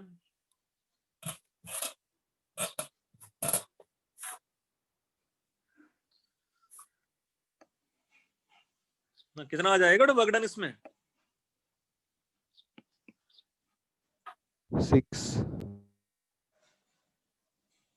6 P not V not नहीं, अच्छे से बताओ। अच्छा पहले ये P नॉट अच्छा 3 P नॉट V नॉट आएगा। अच्छा पहले मुझे ये एक तो ये बताओ, ये वर्क डन पॉजिटिव आएगा कि नेगेटिव आएगा? ये पॉजिटिव पॉजिटिव आएगा आएगा क्योंकि वॉल्यूम डिक्रीज हो रहा है। हाँ सर, ये पॉजिटिव आएगा क्योंकि वॉल्यूम डिक्रीज हो रहा है, it is compression. And then trapezium के एरिया का फार्मूला सब बच्चों ने पढ़ा है, it is half into sum of parallel sides into height. अरे बहुत अच्छा। तो 3V not minus V not and parallel side कितना है? P not plus 2P not, है ना? हाँ सर। तो it comes out to be plus 3P not V not. Clear? Yes sir. चलो अभी एक और करके दिखाना। ये सब तो ऐसा आसान आसान सा ही है, ये लिख के भी हो गया इतना? Yes, sir. Nice Yes, sir. sir. I hope A part तो लिख के हो ही गया था तुम लोगों का। C part, on this axis let's say it is P, on this axis let's say we have V, and अभी मेरे पास जो प्रोसेस है वो सपोज इस टाइप का है। let's say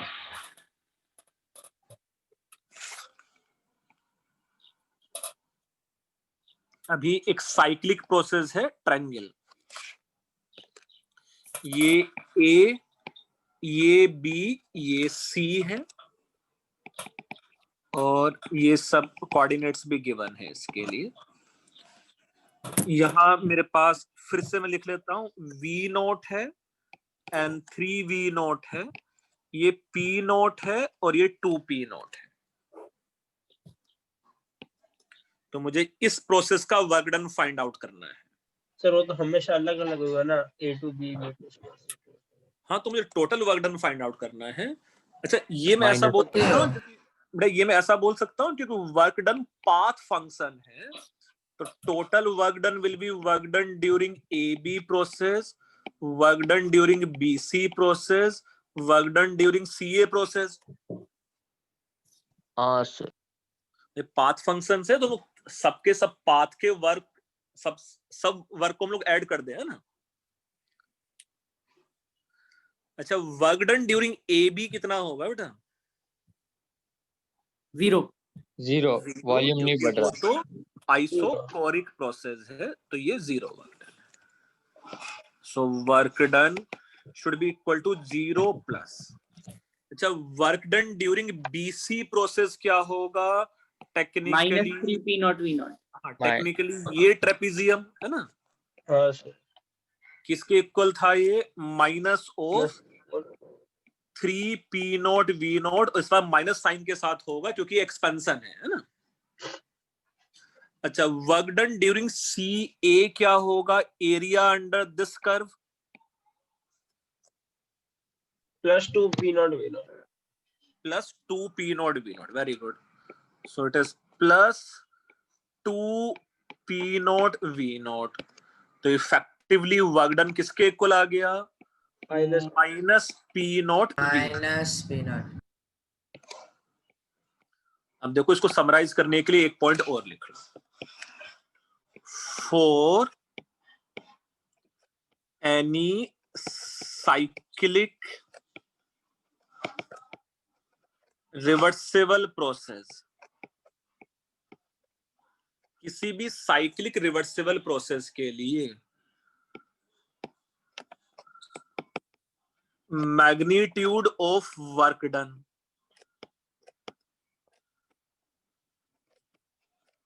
should be equal to,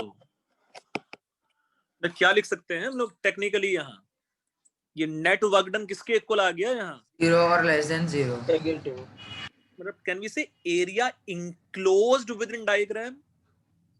जैसे यहाँ ट्रेपेजियम का एरिया माइनस रेक्टेंगल का एरिया, बस वो ट्रायंगल का एरिया बचा ना अंदर।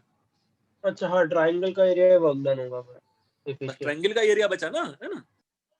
So Yes, in sir. any cyclic reversible process, the magnitude of work done should be equal to, you can say, area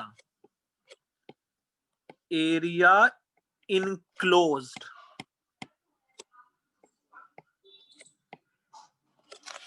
within PV diagram.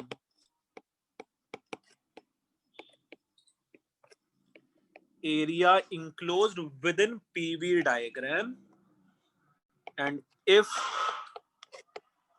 it is clockwise cycle,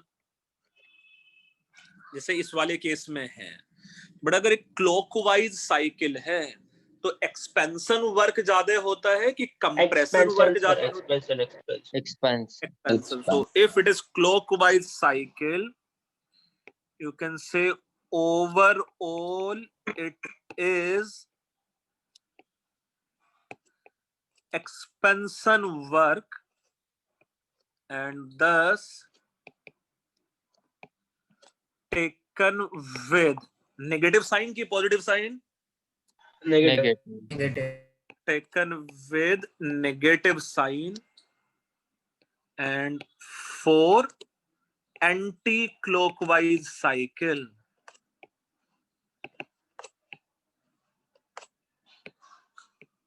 it is with positive sign. तो ये छोटा सा paragraph याद कर पाओगे? बहुत मुश्किल सा तो नहीं है ये?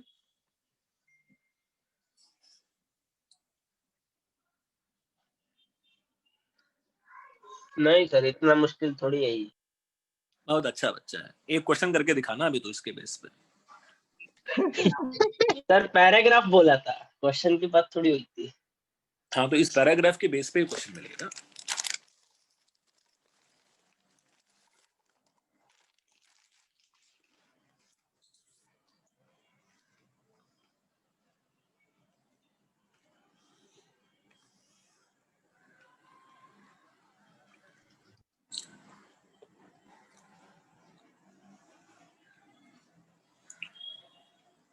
पैराग्राफ पूरा लिख के हो गया?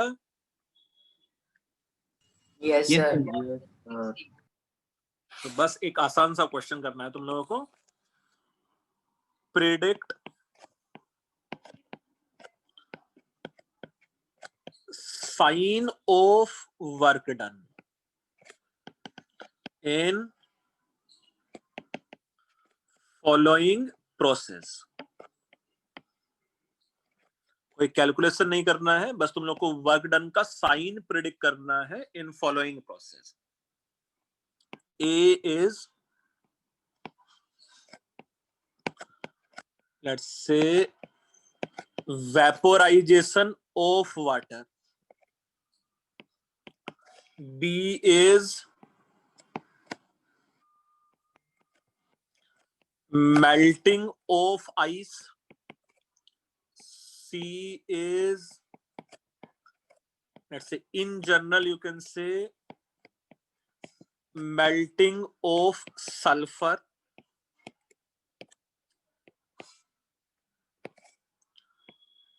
D is in following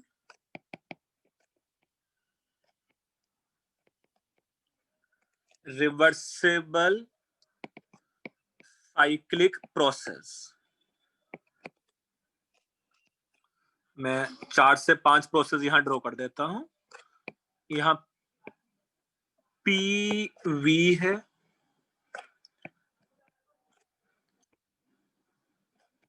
PV है,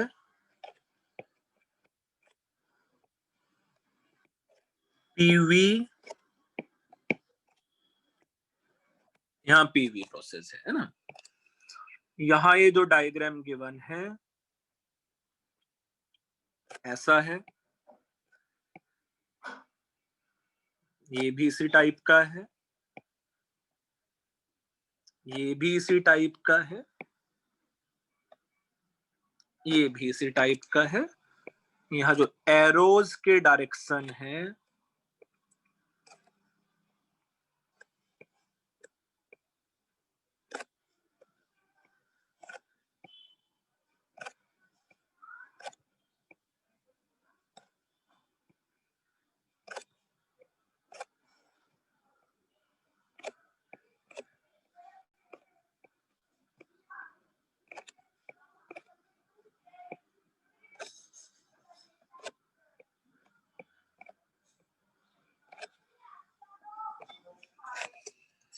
ये D का 1 पार्ट, ये D का 2 पार्ट है, ये D का 3 पार्ट है और ये D का 4th। तुम लोग को बस साइन बताना है किसमें प्लस है किसमें माइनस है ना। ए का जल्दी से आंसर बताओ मुझे। माइनस। ए का माइनस। माइनस का माइनस इसलिए है कि भाई उसमें कम हो एक्सपेंशन रहा है, एक्सपेंशन हो रहा है। एक्सपेंशन हो रहा है। एक्सपेंशन होता है, सिंपल सा ना, वॉल्यूम बढ़ जाता है। सर हाँ। एंडोथर्मिक होता है ना वेपराइजेशन में। एंडोथर्मिक एक्सोथर्मिक से वर्क का कोई लेना देना नहीं है बेटा, है ना। हम लोग हीट का सिंबल नहीं देख रहे हैं यहाँ, है ना। Okay sir. वर्क डन, अगर सिंपली एक्सपेंशन है तो it is work done by the system है वो, बस, है ना। Yes sir. आइस को मेल्ट करते समय वॉल्यूम Positive. इंक्रीज होता है कि डिक्रीज होता है? नेगेटिव। पॉजिटिव वॉल्यूम डिक्रीज हो जाता है। ये तो कुछ पढ़ा वही होगा तो ना, sir. Analogous behaviour of water, है ना। हाँ हाँ सर, एकदम इजी चीज नहीं समझते। यस, आइस का डेंसिटी कम होता है। सल्फर वाले केस में या इन जनरल बाकी सारे सॉलिड्स में लिक्विड का वॉल्यूम ज्यादा होता है ना। यस तो हाँ, ये सर। नेगेटिव हो जाता है। बेटा ये समझना आसान है। आइस का जो डेंसिटी है वो कम है, तो ड्यूरिंग मेल्टिंग उसका वॉल्यूम डिक्रीज हो जाता था, तो वो कंप्रेशन था टेक्निकली। सल्फर इन जनरल बाकी लिक्विड्स के लिए सॉलिड के कंपैरिजन में उसका वॉल्यूम ज्यादा होता है, तो वो नेगेटिव है। फर्स्ट वाले पार्ट में एक मेरे पास क्लॉकवाइज साइकिल है और एक मेरे पास एंटी क्लॉकवाइज साइकिल है। क्लॉकवाइज वाले साइकिल का एरिया ज्यादा है, हाँ, यस सर। तो इफेक्टिवली ये नेगेटिव के पॉजिटिव नेगेटिव। नेगेटिव नेगेटिव है। दूसरे वाले केस में पॉजिटिव। पॉजिटिव होना चाहिए सर। पॉजिटिव। नालक उसमें सर तो दूसरे वाले की बात कर रहे थे सर। आपने क्लॉकवाइज और क्लॉकवाइज एंटी क्लॉकवाइज पूछा ना आपने। उसमें तो दोनों ही क्लॉकवाइज है। हाँ सर, इसमें दोनों भी क्लॉकवाइज है। थर्ड वाले में सर वो तो पॉजिटिव है Positive. ना, एंटी क्लॉकवाइज है। पॉजिटिव है। जो बड़ा वाला साइकिल है वो एंटी क्लॉकवाइज है, और जो छोटा वाला साइकिल है वो क्लॉकवाइज है। सर नेक्स्ट वाला में पॉजिटिव है। और नेक्स्ट वाले में भी पॉजिटिव है। दोनों ही एंटी क्लॉकवाइज साइकिल। एक ई पार्ट और है, पहले इतना समझ लिया तुम लोगों ने। Yes sir. हाँ, थोड़ा एक्सपेंशन होते समय वर्क डन नेगेटिव है, कंप्रेशन होते समय वर्क डन पॉजिटिव है। आसान सा है ना। नाउ सपोज ई पार्ट इसी का, on this axis let's say we have volume, on this axis let's say we have pressure, और सपोज ये प्रोसेस मेरे पास कुछ इस टाइप का है।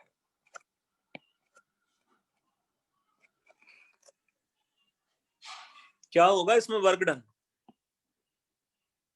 Sir anti starting point clockwise. कब है? Positive anti clockwise positive. ये नेगेटिव नेगेटिव है सर, ये सॉरी नेगेटिव। क्लॉकवाइज होगा ना सर, अगर वो पी के वी के रिस्पेक्ट देखेंगे। वेरी गुड है ना। तो दो वो ग्राफ भी देखना है कि वाई एक्सिस पे यहाँ वॉल्यूम है बेटा, आप जाए ना, यहाँ वाई एक्सिस पे वॉल्यूम है और एक्स एक्सिस पे प्रेशर है। तो यार उसको मैं फ्लिप कर दूं, मतलब ऐसा समझ लो ना बस। हाँ सर, अगर मैं समझा। इसको इस एक्सिस के अबाउट 180 डिग्री अगर मैं फ्लिप कर दूं तो मेरे पास P चला जाएगा कौन से एक्सिस पे? वर्टिकल एक्सिस पे। बाय।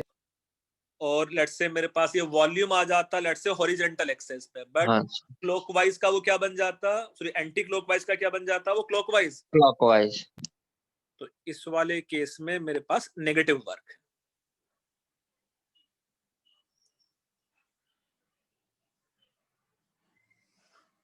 सर ये एक और बार एक्सप्लेन कीजिए ना। बेटा मैं सिर्फ ये बोल रहा था कि फ्लिप जब किया उसके बाद नालक अगर तू इसको फ्लिप कर देगा तो ये जो एंटी क्लॉकवाइज साइकिल है ये क्लॉकवाइज नहीं बन जाएगा।